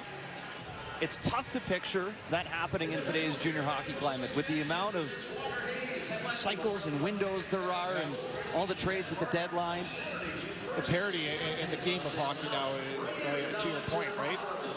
The dynasties don't usually stand, but to me, if there ever was a dynasty, you'd be looking at one of them on the ice right That's now. right. The London Knights are the closest thing to it in the modern day. 6 Memorial Cup appearances since their first in 2005, including the first in 05. No team has been to this tournament more often since the turn of the century. Here's Denver Barkey. Plays that in. And he's knocked down to the ice. There's going to be a penalty for him. And Kovacevic is the guilty party. This is a bit of a nonchalant penalty to take. Interference call, I believe it's going to be. Moose Jaw number 39, minor penalty trip. Tripping, pardon me. Riley Kovacevic. Denver Barkey is just always around the puck. And yeah, you just got to be more responsible than that. Of course, you want to earn body position and force the forecheckers to go around you, but to get into the feet like that could have been just as easy as interference. Tripping, call it what you want. Loose, and you can't afford to be loose right now in the game, trailing by 2 against a team like London who can hurt you in different ways. Landon Sim and Kovacevic are having quite a dialogue here from across the ice. Meanwhile, London set up the power play. And Easton Cowan takes it over. Passes off for Bond. Cowan back to the line for Barkey. One-timer for Haltonen. Just whistles wide. Cowan down low. Here's Kasper Haltonen left side. Good save this time from Unger. Turning it around, trying to fire it out is Calvert. He can't. London may take possession. Puck looking back to the point, but there's nobody home. And it goes all the way back to Michael Simpson. And as he goes to regroup, he's looking over at Easton Cowan saying, I thought you were going to be there, buddy. Cowan was diving deep. There goes Haltonen moving inside, drops it back. One-timer for Cowan. He rockets that one wide, and it comes back out through center. It's never fair to compare these guys at this level to anybody in the NHL, but Austin Matthews, there's something there with Cowan, the way that he rips that puck on that flank, comes off his stick like none other. Cowan trying to shake off Wilson. Wilson gets it, but not out. Clarkey, far side for Jacob Julian. Fergus intercepts. Down low, gives it away. Barkey, far side, Cowan. Back for Haltonen, and he scores! So many threats on this London power play. This time, Kasper Haltonen caps it off, and it's 5-2 Knights. Speaking of a hot shot, Haltonen can rip this puck.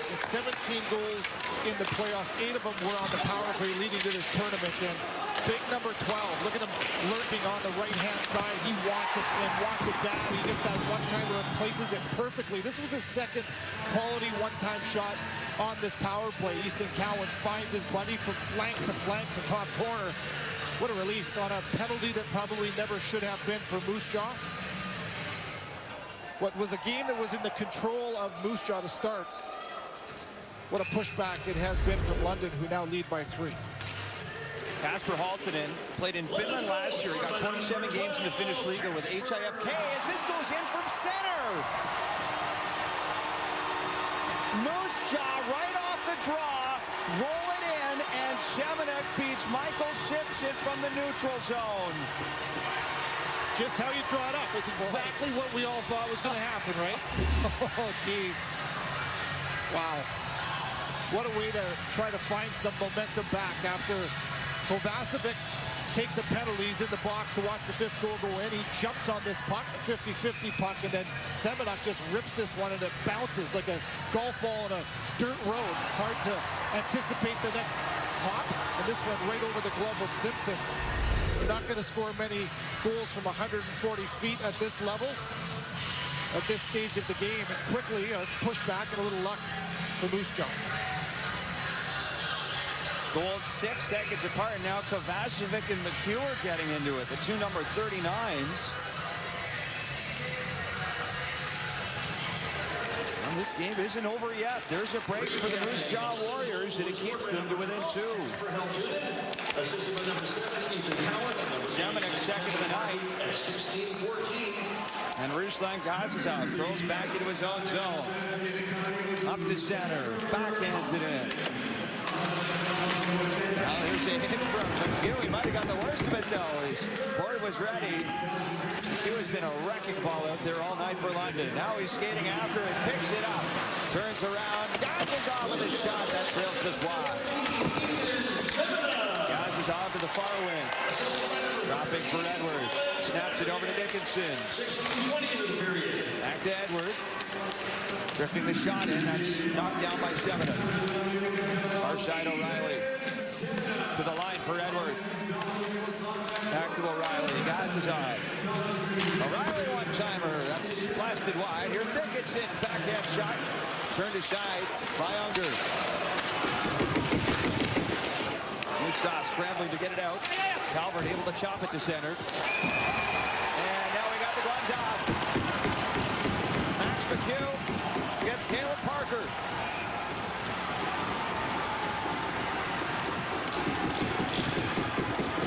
McHugh gets the right free.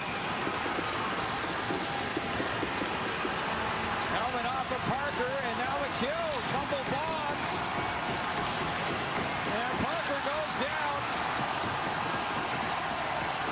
As tensions boiling over at Saginaw. McHugh has been a force all game long, and in the first two games of this tournament on the forecheck, making plays, and you've got to give a lot of respect to Caleb Parker, trying to answer the call here to maybe gain a spark for his team. Receives a cross check, gives it back a little bit, so you go back and forth net front and says, all right, we're going to settle this the old-fashioned way. And Parker, I think, looking team down by a couple of goals. We just get one fortuitously from center, and he's looking to get some momentum. I'm not sure he accomplishes that as McHugh does an outstanding job in that fight. And that's all you need to see is how his teammates feel about that. Give me more. Max McHugh was originally a fifth-round pick to the San Jose Sharks. He didn't sign with them. He went to New York Rangers camp, didn't catch on there, but the Columbus Blue Jackets offered him an entry-level deal in March of this season. And he's a player that can really do a little bit of everything for the London Knights. And that's what he has been doing. You're right, I agree. He had a 9-game point streak leading into this tournament in the playoffs, right? So you find another level to your game. Scored 27 times in the regular season, but he does it his own way through hard work, tenaciousness. He's got a lot of ambition in his game, and it's coming out in a lot of different ways. He also scored a Michigan goal against the Oshawa Generals at Game 2 of the OHL Championship Series. Not a good look in my mind, though. They ain't nothing. Yikes. Still a ton of skill. Hard to turn it up. This puck goes out of play. 2:17 to go in our second period.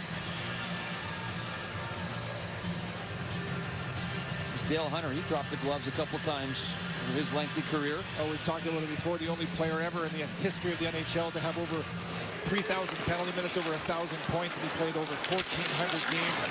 What a warrior, man. His team plays like he does, or like he did. You can see some of the personality in this London Knights club.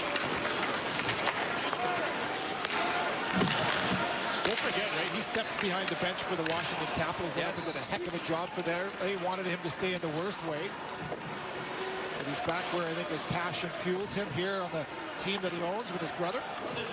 Centering attack, rolling around in the blue paint. And Michael Sipsa covers up.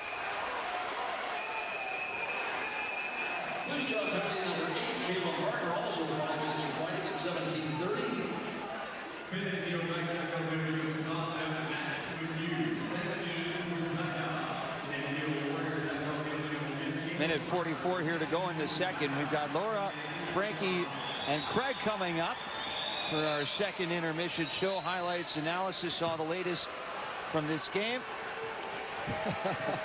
Quite a party going on up there. Just when I think Craig can't top his suit from the night before, right? He comes out and does that. Come on. Not fair. It looks like, Kevin, they've taken one out of the scrum. Yeah, not the first time. We started the game like this as well.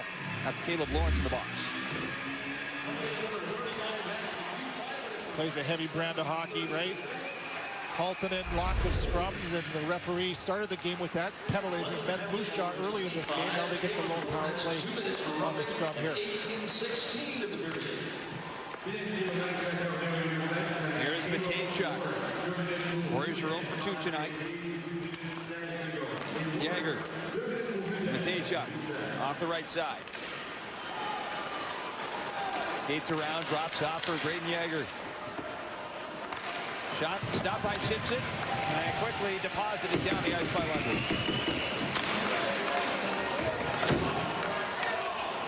Now Matejchuk shuffles it back. Pat Savoy through center. Off to Yeager. Into the slot. Braden Yeager throws it around. Matejchuk. That's caught by Simpson. He'll hang on. Not a whole lot of time to make plays out there. Lots of pressure from the penalty kill from London. Fancy work on the entry there for Braden Yeager. And you know what? He gets the puck in high ice. He's thinking, you know what? Let's just get it to the net. Hope for a tip. There's traffic net front from Calvert. Lots of pressure on the penalty kill down a man from London. You see what they can do with it too when they capture the puck. They don't give it up. We talked about that earlier and nearly had a shorthanded goal last time when that penalty just expired. Battle off the face-off. It's taken by Atlee Calvert.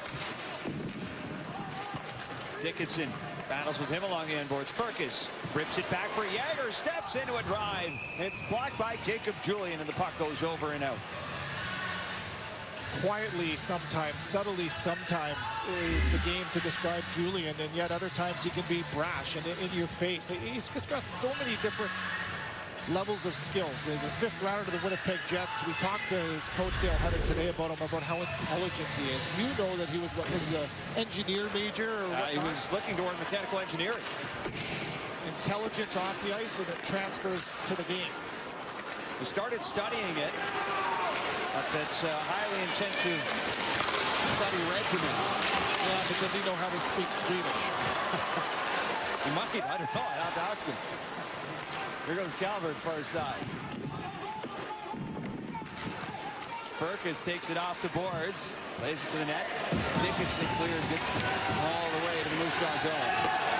There's such a swagger in the game for London, right? You can feel that they've got confidence. They've grabbed control of this game, and you can just feel that attitude in their game. It's not arrogance, but it's most certainly confidence, and it comes out in their game as they lead this one by 2, scoring 5 goals through 40 minutes of play. An eventful second period. We'll see Caleb Lawrence sit in the box for another 16 seconds to begin period number 3. Moose Jaw Warriors and London Knights going back and forth. And London will take the 5-3 lead to period number 3.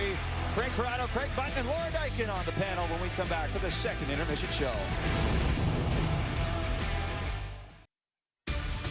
What a second period here in Saginaw. The team scoring 5 goals. Speaking of 5, it's London on top 5-3. Let's hear from one of those goal scorers. Here's Sam O'Reilly with Julia. Sam, I just want to start by going back to the first period. Moose Jaw was able to get one on you guys really early. You didn't seem phased at all. What can you say about the confidence of your group? Yeah, I think we're all confident in each other. We had a slow start and talked in the room, came out hard the second period, and keep rolling from now. What a period for you, a goal and an assist. What's working so well for you personally tonight? Yeah, just moving the puck around, working hard, sticking to what our system is, and being all over the ice, being a good two-way player, and yeah, it seems to work out like that. This Moose Jaw team knows how to battle back. How do you make sure they don't do that in this third period? Yeah, you know they can score in bunches, so just play tight defense and stick with the system. Thank you. Good luck. Thank you. We are at the intermission here with Craig, Frankie, and Laura, and the London Knights, the OHL champs, showing off their depth in this game. 5 different goal scorers, and that was kind of the case this entire postseason. There's 11 different players at double-digit points in the playoffs. Sam O'Reilly was one of those players, and he's flexing his muscle in this one. You know, Sam O'Reilly, you talk about flexing muscles. Well, at a certain point in your career when you're younger, you might try to flex your muscles, but you're not capable of flexing your muscles. And the London Knights have done such a phenomenal job of identifying players, number one, in talent. But then they're patient, letting those players grow and develop. Sam O'Reilly didn't play as a 16-year-old. They put him where he could be around the team, practicing, playing at a level where he could keep his confidence because he wasn't ready to come into the league and play. Now he comes in here, he knows what it's going to take, he knows what the expectations are, and he's ready.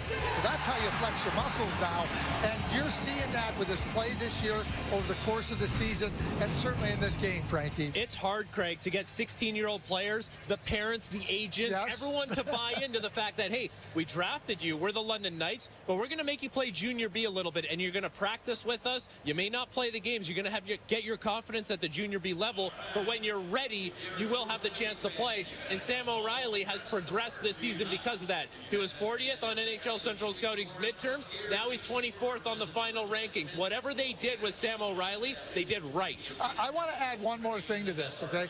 And it's for every single parent out there with your kids. Bottom line, most players need longer, not shorter periods of time. And every player's got a different timeline. Don't be in a rush to get somewhere yesterday. They've done it with Cowan. They've done it with Bonk. They've done it with Jacob Julian. They've done it with Sam O'Reilly. Follow the record of success. Like my first year, I was a 16-year-old player. I was playing 7-8 shifts a night, and then it needed some injuries and some luck to start playing. But that's life as a 16-year-old in the OHL and the CHL. It's just about survival. Not everyone can do it. You get your confidence at a lower level, you get to play, and now you see this is the product you have. Right on. If Sam O'Reilly can have a couple more periods like this at this Memorial Cup, who knows where he'll be selected in June's draft. Dale Hunter made one change to the lineup from the group that we saw in that 4-0 win in the opening game. And that came with Easton Cowan, who moved from the first-line center over to the right wing on that second line, and that seemed to not only jolt his game, but the rest of his line mates. And it was a little bit quiet for Easton Cowan in Game 1. It was quiet to start Game 2, but here we are, and Easton Cowan finally breaks through. He's got 2 assists in this game, and Kevin Sawyer likes to use the word connected. He loves connected hockey, and here's a great example of connected hockey as Sam O'Reilly scores a goal in this game, and Easton Cowan is going to play a big part in it. It starts with Isaiah George pinching up in the neutral zone. A good job, good stick, but who's back supporting him? There he is, Easton Cowan, connected hockey. Now he's going to show off some of his individual skill, and he's got a lot of ice to work with through the neutral zone. He's going to kick this puck out. I would love to see him drive right through. He ends up going to the side. He ends up in front of the net, but as he kicks this puck out, 1, 2, 3, 4, 5 Moose Jaw players all looking at Max McHugh, and McHugh makes a really nice pass across here to Sam O'Reilly, and look at all that net that he identifies on the far side of the net. Reverse VH, whatever you want to call it, Sam O'Reilly identifies that, but that is connected hockey. The London Knights do a nice job of making sure there's multiple players involved on that goal. Starts with Isaiah George, Easton Cowan supporting. Let your individual skill take off from there. Do you know who else does a nice job? You on that telestrator. I was going to say it was his Vic Router impression. 1, 2, 3, count them up. That's okay. the only, I can only count to 5. You got another hand, it could help you out. All right, for the Moose Jaw Warriors, excuse me, we know what's on the line here. A loss here, their tournament isn't over, but it makes it a must-win game tomorrow against Drummondville in order to move on to the semifinal. We've seen them in this position before. They were down 4-0 in that opening game against Saginaw. They battled back to make it a 1-goal game heading into the third. What do you want to see from these Warriors? They've shown some stretches where they can be a really good, effective team. And now what they got to do, you know, can they get back in this game? They've shown they can get back in games. They saw that in Game 1. They get the quick goal on a long shot to make it 5-3. But if you go into a game where you must win, they got to find a way to keep that consistency over longer stretches of time. They seem to gain it, then lose it, then they try to find it, then they get it for a period of time, then they lose it. That's not winning hockey, and Mark O'Leary knows that they got to be a lot more consistent through the good portions of their game. And they know Moose Jaw, that'll be the second game of their back-to-back. While Drummondville off today, they'll be a little more well-rested. So a lot on the line here for both of these teams, but as our intermission continues, they were the first American team to win the Memorial Cup over 40 years ago. When we come back, we'll take a look at those 1983 Portland Winterhawks.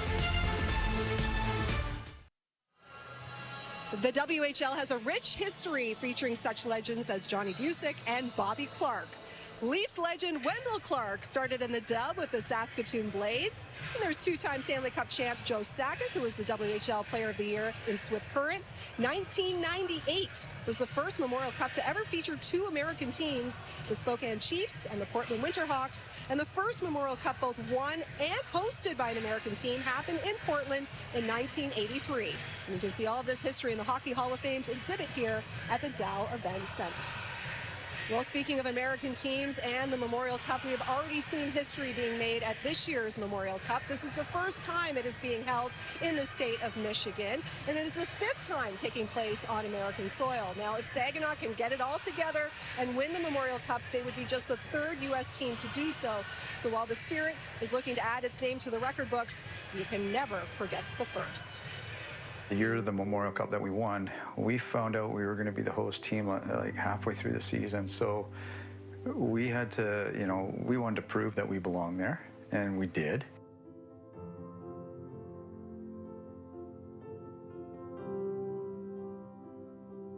Portland is an incredible place. They love sports.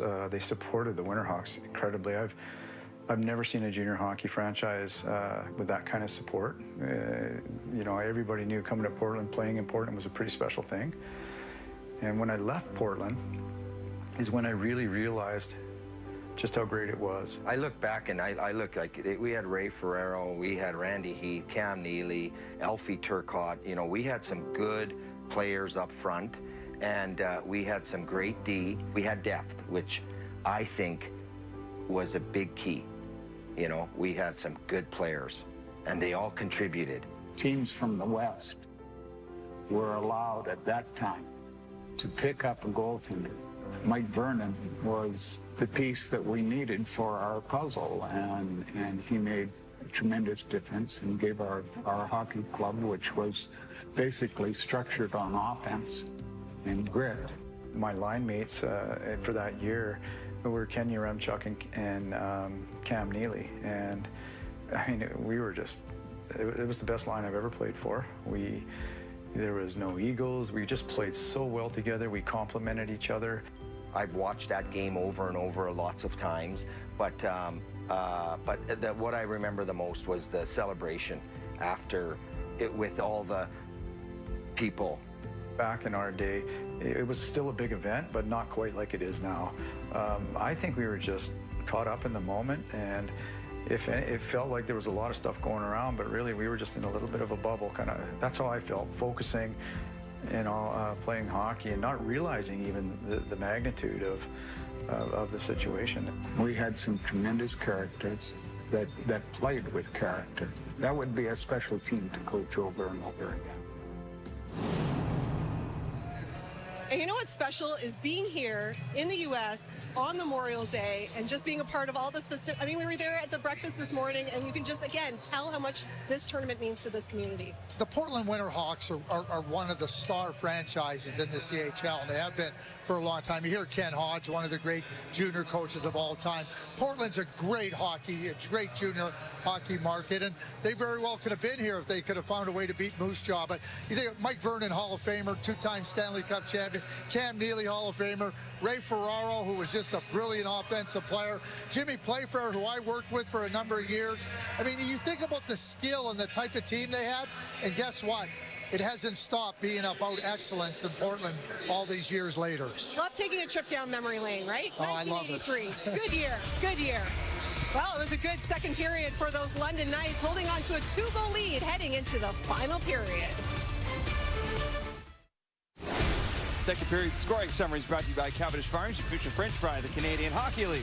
Seminuk got one back for Moose Jaw, but that Sam O'Reilly landed Sim and Casper Halton on the power play respond back for London. For Seminuk from center ice, gets one to go in to get Moose Jaw back to within 2.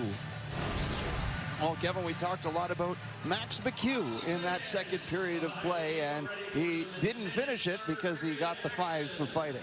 Listen, he's got an identity, there's no doubt about it. And when you have an understanding of who you are and how you need to play, then you give yourself the best chance to succeed, and now you help your team to a maximum level. And Max McHugh has certainly done that on the body, and he's jarring pucks loose. So he's doing the right things to earn it. How about that brilliant pass to Sam O'Reilly that led to that beautiful goal? So he's got a variation in his game. He's not afraid to go to traffic, goes to the front of the net. He can make plays on open ice, and then answers the bell here. Here's Parker that challenges him late in the period. He wins the fight for sure, and his team's winning this fight after 40 minutes up by 2 goals. McHugh's had a lot to do with this. So it's going to be a brief power play to start this third period for Moose Jaw. Lawrence in the box. And here's Isaiah George flipping it out to center. Power play's over. Here goes Denver. Barkey. Transition to the backhand. Moose at the side of the net. Filtered over for Savoy. He'll rip that to center. Isaiah George back over to Bach. And shoots it into the corner.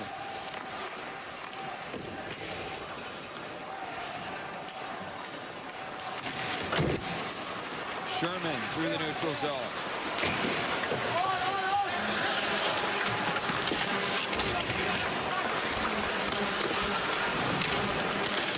Dickinson all over Sherman. Take by Calvert.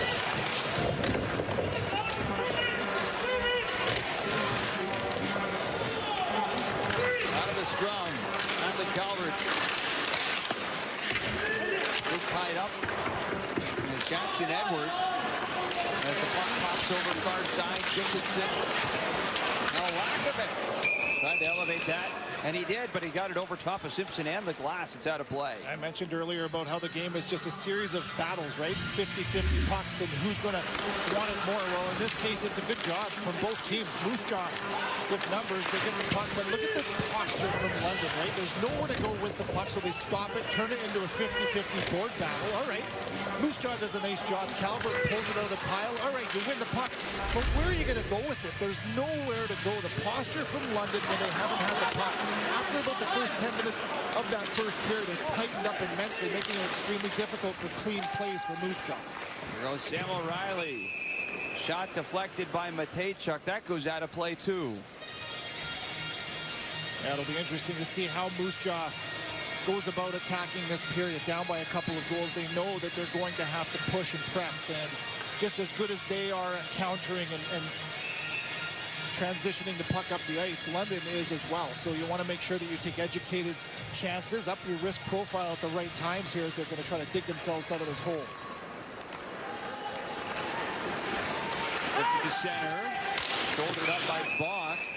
That's going to be caught by a high stick and another whistle.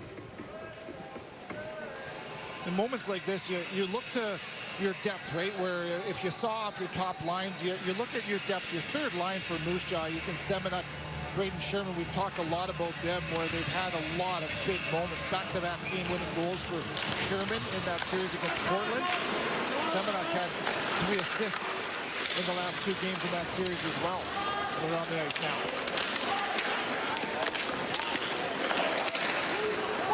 He goes out of the box. Plays that around the boards. And Semenuk will carry to center. And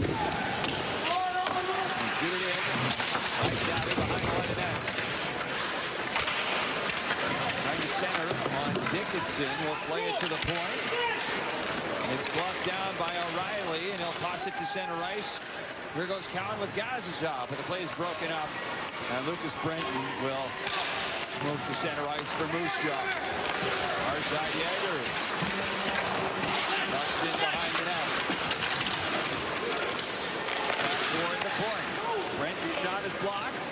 Breakaway pass. Here goes Landon Sim off the backhand. And strong save from Jackson Unger. Got that with the blocker. Sorry, Vic, that's exactly what I was talking about, right? Where Moose Jaw looks to try to get the puck to dangerous areas, and then there's that counter ability from London, who's done it twice now to spring for nearly 2 breakaways in this shift.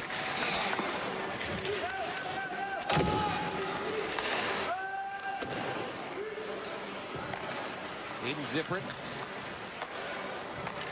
Back there with Lucas Brenton. Firkus. Turns ahead up ice, off to Zippert. Shoots it in. Off the course, Isaiah George.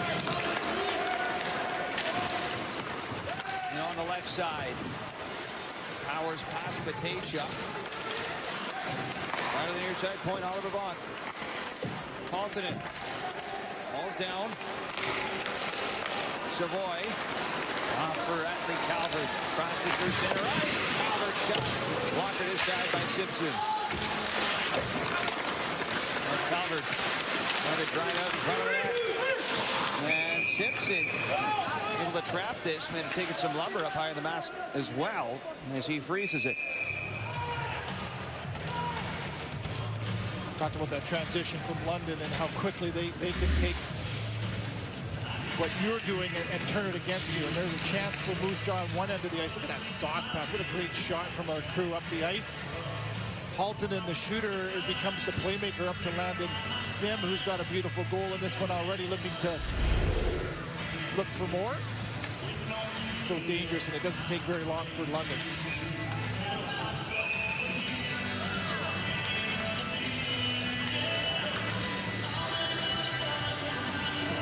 O'Reilly gets tossed. Here comes Denver Barkey against Atlee Calvert. And Brendan's got it. Laid behind the net for Calvert. Tried to center it. And past Nickel. There's Matejchuk at the line.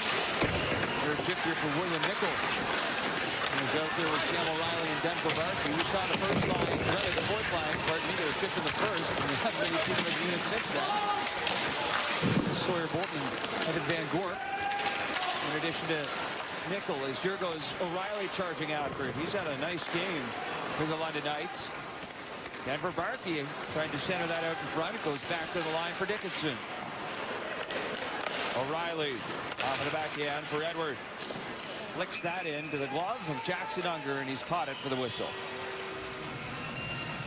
Talk about big moments when you need your depth to come through for you there. And Braden Sherman had 29 goals as a 17-year-old. He scored 20 times this year between Brandon and Victoria before he was brought over. And he was brought over to play a depth role, but add some secondary offense. Well, he stepped up at the right times, had back-to-back game-winning goals, game 3 in overtime, and then game 4, the series clincher. I mentioned 3 assists in those last 2 games from Ethan Semenuk. He was in on all of those as well. Moose Jaw will take gladly some of that extra magic here to try to find a way to get back in this one. Right, Savvy. Center plays it in behind the net. Simpson over for Oliver Vaughn.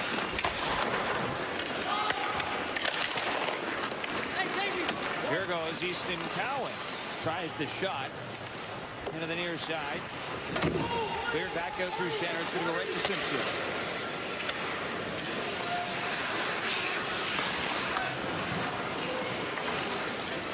Moose Jaw complete a change. Max McHugh to center with Dickinson. Shoots it right in on Unger. McHugh falls as he tried to pass it across. Savoy carries through center. Busting up the middle. Savoy hits the goal post. What a rush from the Buffalo first rounder. Almost gets another one back for Moose Jaw. Here goes Cowan. Turns it around to the line. Jackson Edward passing for Cowan. Save made by Unger. Stopped it with a glove. The rebound pushed wide. Cowan to work on the end boards. He wanted Lawrence. It's driven to center ice by Jager Furcus. Remember that save from Unger right from the gut of the ice off the stick of Easton Cowan. What a save. Now McHugh lays that around to the line. Parker back down low. Furcus centers, and that just missed. That was Brendan Matejchuk ranging in for the point. He's hustling back now as Lawrence throws it in. Out through center. Picked up by Oliver Vaughn. Moose Jaw's getting their chances, right? That Matthew Savoy chance was just elite. That's why he's a top 10 pick. He gets up the ice, puts the puck in behind the defenders, and he has to split 2D that are draped all over him. He gets the shot off, rings the bell, that close to getting his team within 1. Here goes Atlee Calvert left side. Hook check from Oliver Vaughn. Up to the far side corner. George. Taken by Sim. To center. Brenton. Shoots it in right on Simpson. He'll keep it moving to Isaiah George. Bonk off the boards for George.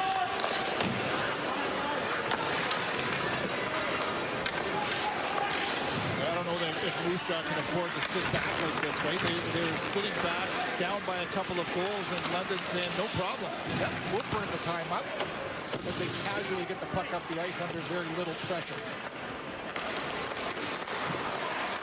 Here's Gazatov. Hit it right back through center.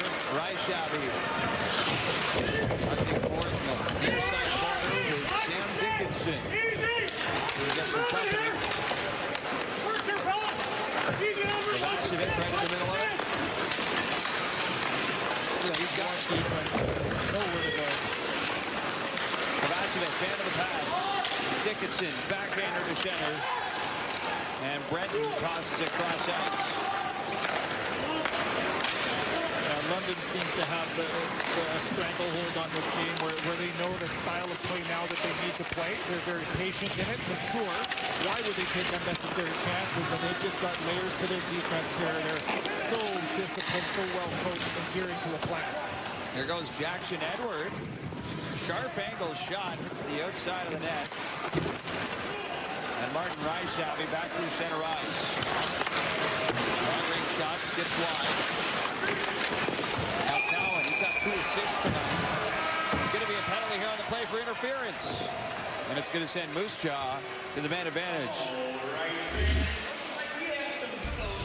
Matthew Savoy trying to break this game open, hits the goalpost, and Easton Cowan, who hasn't scored yet in this tournament, is denied by Jackson Unger.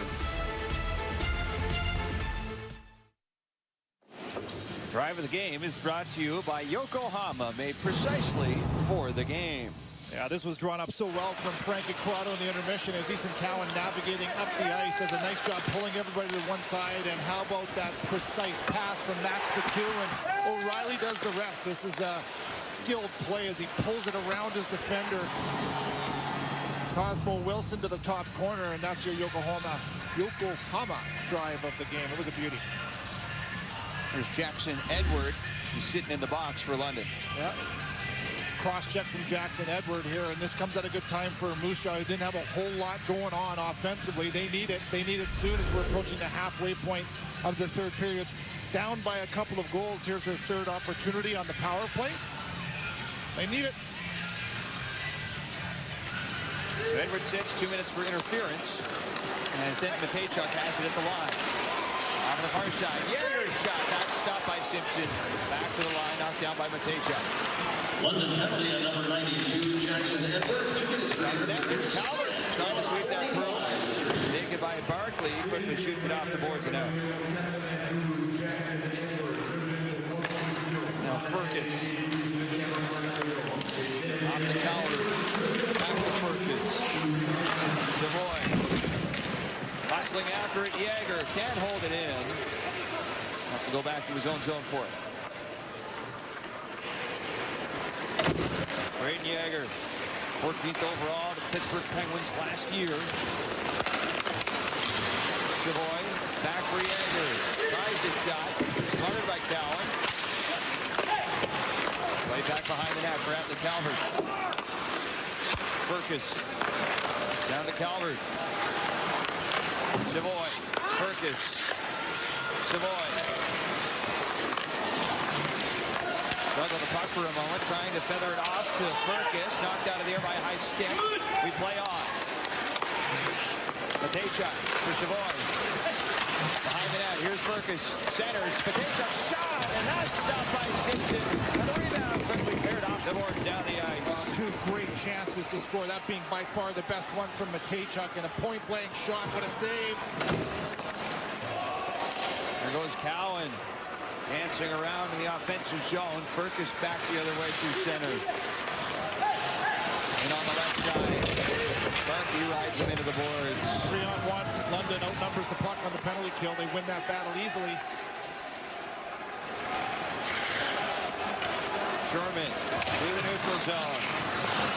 Far side turning away from Denver Barkey. 3 shots in the power play for Moose Jaw, but they don't score. And Dickinson. Parker plays it back. He'll get it. And he'll escape to center right as he shoots it in. Going to be an icing. As this will come back into the Moose Jaw zone. Warriors power play. They got 3 shots, but they can't capitalize, and London maintain a 5-3 lead.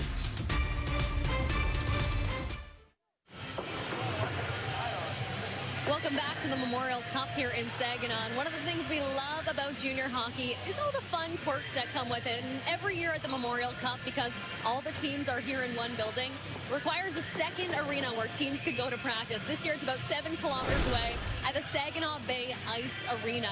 And it involved a little bit of a golf cart ride for the London Knights. Some home dressing. They got dressed here at the Dow Event Center, took a golf cart ride to their bus, and then they rode the bus in all their gear to practice. Victor, you ever do any home dressing in your day? I feel like Kevin Sawyer might have. I didn't do a ton of it. Every player hated it, right? You get dressed at your rink, you get into the car. Mind you, in junior was fun, right? You still got time to joke around and laugh. And we suit up, though, before we get to the... I guess we home dress now as broadcasters. Don't we? Does that qualify? Well, we just don't have to go home sweaty. That's the worst part, too, is the ride home after practice. Sometimes. Depends how long the game goes. Here's Isaiah George. The teams, by the way, are staying in Frankenmuth. This is about another 20-minute drive outside of Saginaw. We're covering some good ground here. Great Lakes Bay region.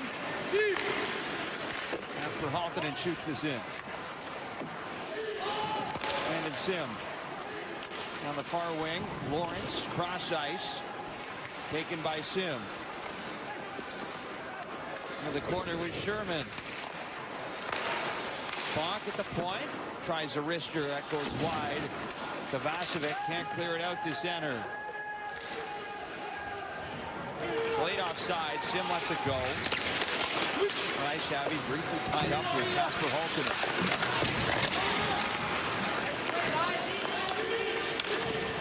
To the neutral zone, Haltonen lifts it in on the backhand.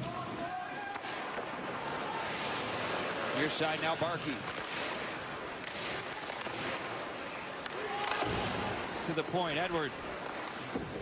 Barkey for O'Reilly, and rolled away from him. And Moose Jaw up to center, Lakovic. Not far over the blue line, comes back to center. There's a hand pass here.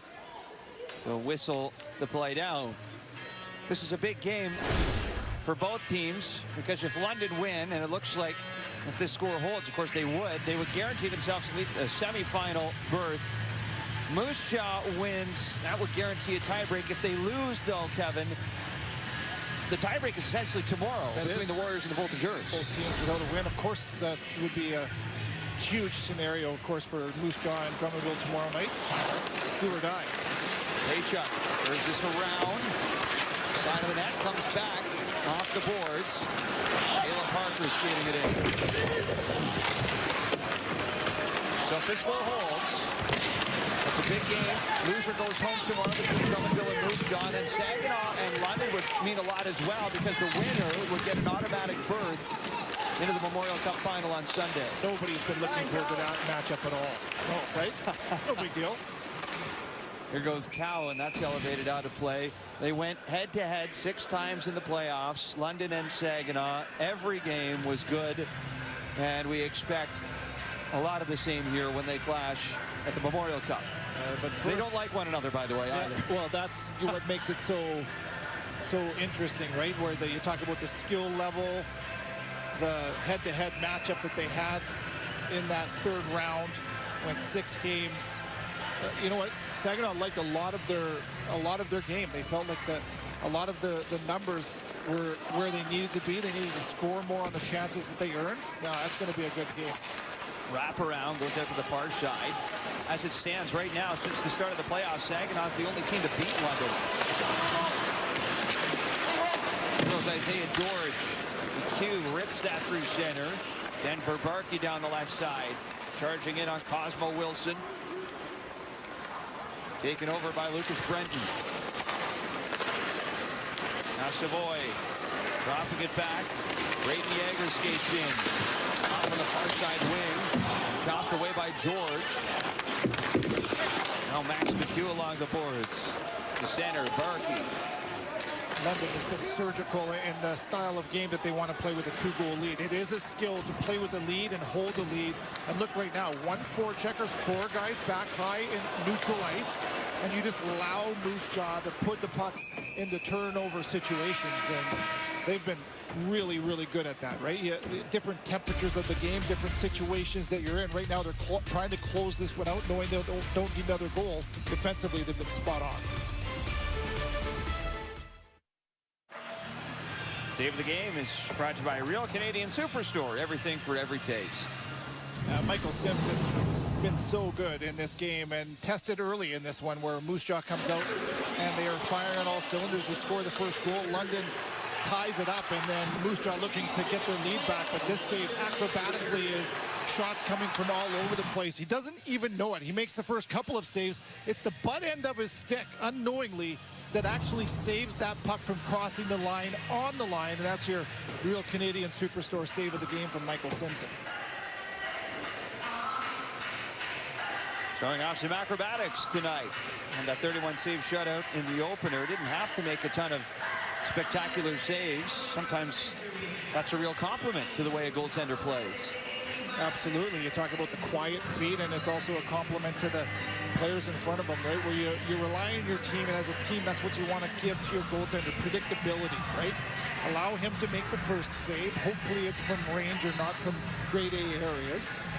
And then London has done a nice job collapsing in front of him. I mentioned earlier, the first 10 minutes were loose. Moose Jaw was trying to take advantage, and they had their fair share, but London has tightened up since. Is Caleb Lawrence in the near corner. Haltonen played around for Sim. Sim trying to shake off Matejchuk. That's flipped out to center. Kovacevic racing after it. Picks it up. Hard into the end boards of Edwards. Centers for Rysavy. Good save from Simpson. And Parker swings it back around. Haltonen. Ball from Saginaw. Rysavy can't get it through. Now Caleb Parker does. Blocker save made by Simpson. Now Matejchuk fires away. That's wide. And out of the reach of Kovacevic as it's chopped to center ice. Well, this is a good adjustment. Nice job from Moose Jaw to find shots from range as London collapses low. So what's open is that second layer. Now the Moose Jaw Warriors are getting shots from range and causing havoc in that way. Dickinson took a puck there in the ear as he stays out there to finish this shift. Checking for blood. He's got the puck now. And he'll just zip that off the boards. He needs to get back to the bench. And even though it's an icing, they might let him here. Rysavy started off this flurry of chances for Moose Jaw as they're looking to up their pressure here, and it's a nice job. Pardon me, that was Kovacevic that finds Rysavy, and notice the way Rysavy stays high. That's where the open ice is, and then here again, open ice up in that top area of the zone. Shots coming at Simpson from all angles, not able to solve them, but the first push in the last few minutes for Moose Jaw, who have to find a way.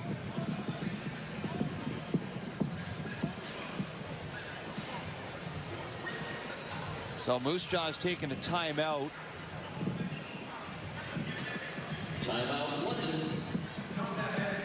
A goal in the game tonight for Sam Dickinson, and it was, you talked about him getting that stick into the air. That's smart, I'll tell you.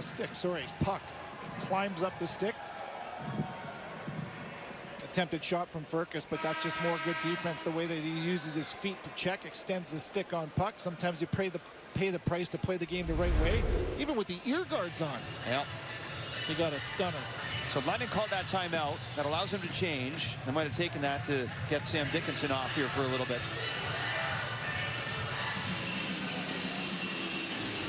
Isaiah George and Oliver Bonk, the two defensemen out there with Calvin Gassisov and Julian, and there's an empty net for Moose Jaw. So Marco O'Leary is going all in. Take advantage of the timeout as well. You rest your top guns. Offensive zone face-off, and a bold decision down by 2. Why not? Moose Jaw could not tie it with the empty net against Saginaw, but they look dangerous. The shot here's knocked down by George. Rysavy way up into the sky and about 6 rows deep out of play.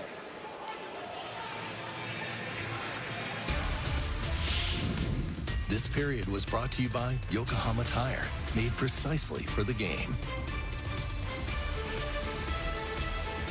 Well, it's a good decision from Mark O'Leary. The other team calls their timeout to get rest, and like you said, Dickinson off the ice, so you rest up your guys. You use it as a timeout of your own, down by 2 goals. You get your top guns on the ice, and you still have your timeout in your back pocket. 50 years head coach in Moose Jaw for Mark O'Leary, but he joined the organization in 2012 as an assistant coach. Mike Stolders brought him in.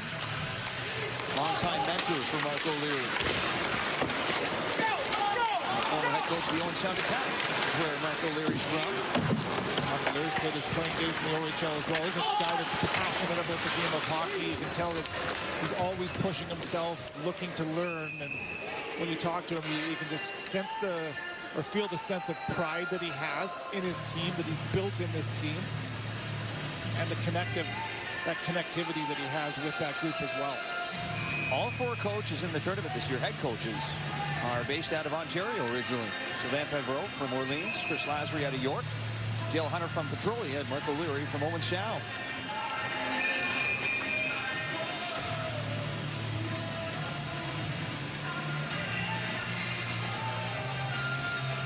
It's be Julian versus Calvert on the faceoff.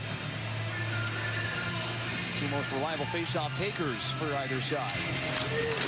Scrum for it. Moose Jaw established possession. Here's Jagger Furcus. Slide it out in front. And go to the end boards. Furcus to the near side. In tight. Jamming away. And they score!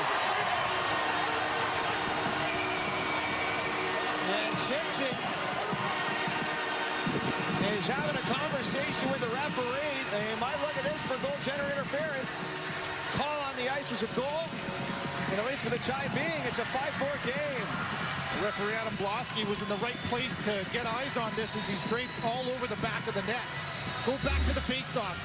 Moose Jaw actually loses this faceoff, but a good quick stick from Matthew Savoy, a winger win to earn that puck back, and now you go to work, right? Try to get traffic to the net, try to get the puck there and go to work. You get the shovels out digging and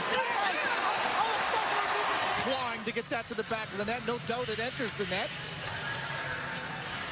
I don't think there's any goaltender interference there. If it's anything, it's the Isaiah George right there that pushes Simpson into the back of the net after the puck crosses the line. We've got some drama now. Just under 4 minutes to go. A 1-goal hockey game, and Mark O'Leary still has his timeout. So Rysavy jams it through. London do have the option to initiate a coach's challenge for goaltender interference, but they're not going to do it here. If you lose a challenge for goalie interference, it's a 2-minute minor penalty, and London can ill afford that right now in a 1-goal game with 3:45 to go. And then you can challenge unlimited. After that, it just turns into a double minor as well, so the price is high. Once we get into the final 2 minutes of the third and potentially into overtime, goaltender interference is automatically reviewed on every goal. No coach's challenge necessary. Here's Sherman. Over to the near side for Lucas Brenton. Driving ahead to center. And he takes a good bump from Jackson Edward, trying to blow him up.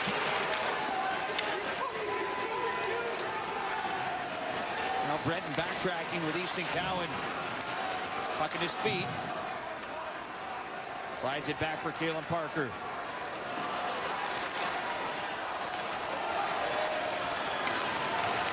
Here goes Yeager for escape. In behind the line of net. To the line, Parker. Back around the boards for Jackson Edward. Gastop chops it down the ice. And this will go for icing.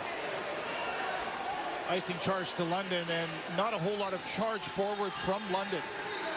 Still up by a goal, and notice just the lack of pressure. There's 5 guys right there at their own defensive blue line. taunting Moose Jaw, saying, well, you're going to have to come through all 5 of us as you're not going to pull anybody out of structure. There's a slippery slope there, right, where if you throttle back too much against a team like Moose Jaw, they've got the skill and the ability to move the puck and strike quickly.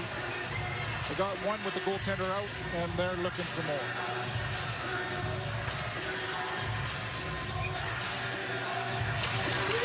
Off the face-off. Kavashevich back to the point. Parker shot. Smothered by Coward.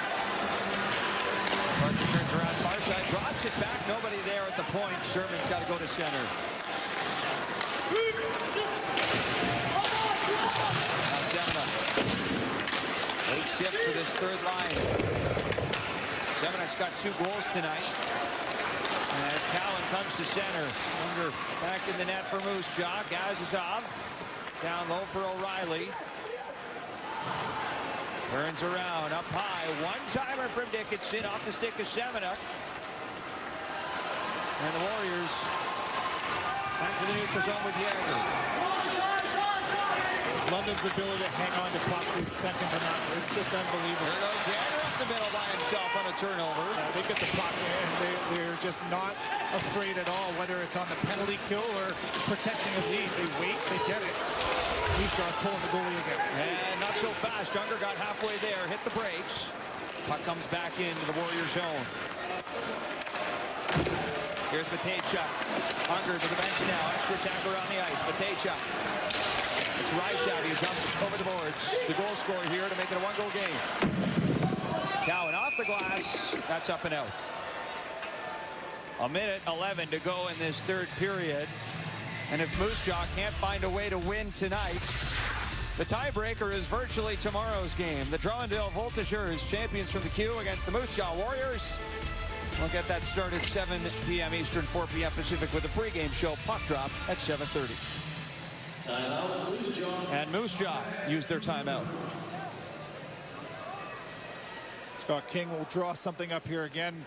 Associate coach for the Moose Jaw Warriors. Mentioned last game he's in charge of their power play. See if they can find some more magic here.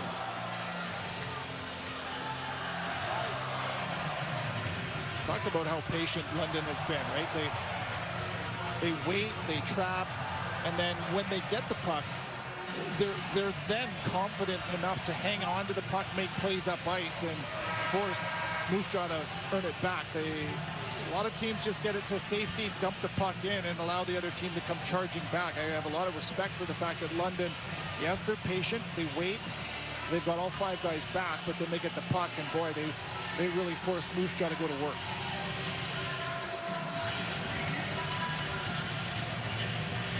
Big face-off here. Max McHugh steps in to take it for London against Atlee Calvert on Moose Jaw, and the Warriors control the puck. Here's a one-timer focus. Slips it front for a moment, quickly covered by Simpson for the whistle. Set play and what execution. Mentioned Scott King drawing up a plan, and this is exactly what he was hoping for. Their trigger man, 61 goals in the regular season. Win the puck. Ferkus is the one to get in there, and look at the way he disappears out of your screen. He's in a one-timer situation, right? All eyes to one side of the ice, right? A lot of times teams will collapse, and Claude hit the weak side, one-timer on the spot. O'Reilly versus Calvert on this draw. Moose Jaw control again. Off the boards, Ferkus measured by George. Cowan picks it up, goes for the empty net, skips it wide. Jäger's back to it. It's going to be another ozone face-off for Moose Jaw with 50 seconds to play with. Atlee Calvert was 62% on the face-off dot against Portland in that 4-game series. And this is a time where those face-offs mean so much. Right-hand dot, right-hand shot. Here we go again. He's been the best face-off man percentage-wise in the Western League each of the last 2 years. This time it's London. Far side, Barkey. Chance to clear, and he does. Ferkus turning around for Matejchuk. Through the neutral zone. Good stick for Jacob Julian. 30 seconds to play. Far side, Ferkus. Trying to swing it through. Barkey off the boards. Picked up by Savoy. Chopped right to Barkey. Empty net in front. Savoy with the poke check. Down goes Julian. Puck still loose. Fergus just fires it off the boards. London's got it. And Moose Jaw will run out of time. London blow it open in the second. Moose Jaw make it interesting. But the Ontario Hockey League stays undefeated at the Memorial Cup. London improved to 2-0. That's a good hockey team right there, as Moose Jaw has a much better outing in this one. They've scored 8 goals in this tournament. The only problem is they've given up 10, right? 2 one-goal games against 2 very good teams. A pushback and a much better effort from Moose Jaw, who fall to 0-2 along with Drummondville. Reciprocally, London, perfect 2-0, and a little bit of a slow start to this one, but they gathered themselves and got back on the train, and they were well structured through the course of this game. 5-4 victors, 2-0 in the tournament. Well, Kevin, the scenario moving forward is very straightforward. There will not be a tiebreak this year. That's essentially the game tomorrow. The winner of Moose Jaw and Drummondville will get an automatic berth into the semifinal. The loser will go home. And then the last game here before we head into the single game elimination part of the tournament will be London and Saginaw. The winner of that game will automatically qualify for the Memorial Cup final. Yeah, those will be 2 electric games. Can't wait. So now is it an advantage where you have Moose Jaw coming off 2 days rest? They play a hard game tonight against London. Now a quick turnaround where Drummondville has a day of rest. Watch this one unfold, and they'll fight for their lives tomorrow to stay alive in this tournament. So back to the drawing board for the Moose Jaw Warriors. Back on this ice surface again, less than 24 hours. Let's go down to ice level again at the Dow Event Center for the Player of the Game presentation.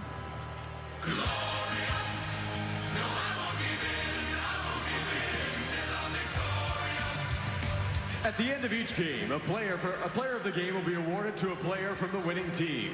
Joining us to present this award is Daryl Hughes, Senior Director of Marketing and Partnerships at Bauer. À la fin de chaque partie, le joueur du match est présenté à un joueur de l'équipe gagnante. Pour présenter le prix, veuillez accueillir Daryl Hughes, le directeur principal du marketing et des partenariats à Bauer. Tonight's player of the game, le joueur du match ce soir, from the London Knights, des Knights de London, number 23, le numéro 23, Sam O'Reilly.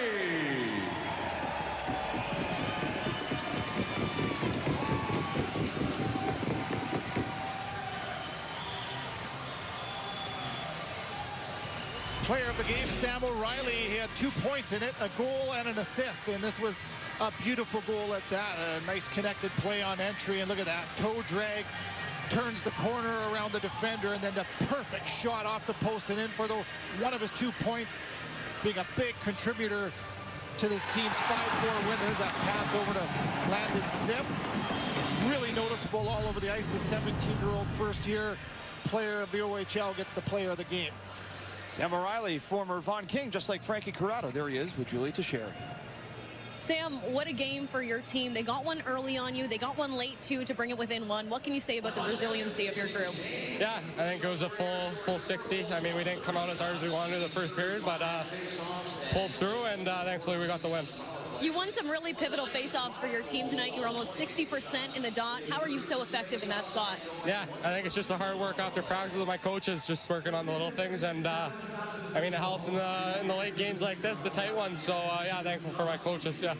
One more game in the round robin. It's against Saginaw.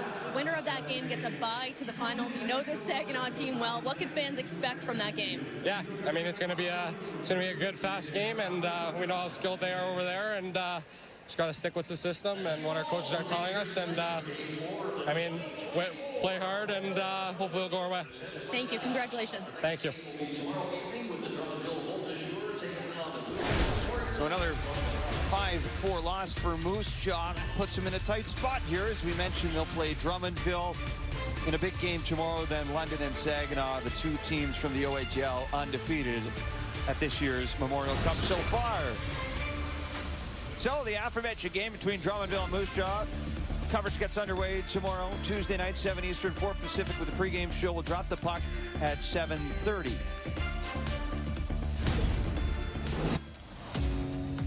Well, it was Memorial Day Monday here in Michigan, and we did have some fireworks on the ice tonight in a star-studded affair between the Western League champions from Moose Jaw and the OHL champs from London. The Knights, winners tonight, 5-4, undefeated in the tournament.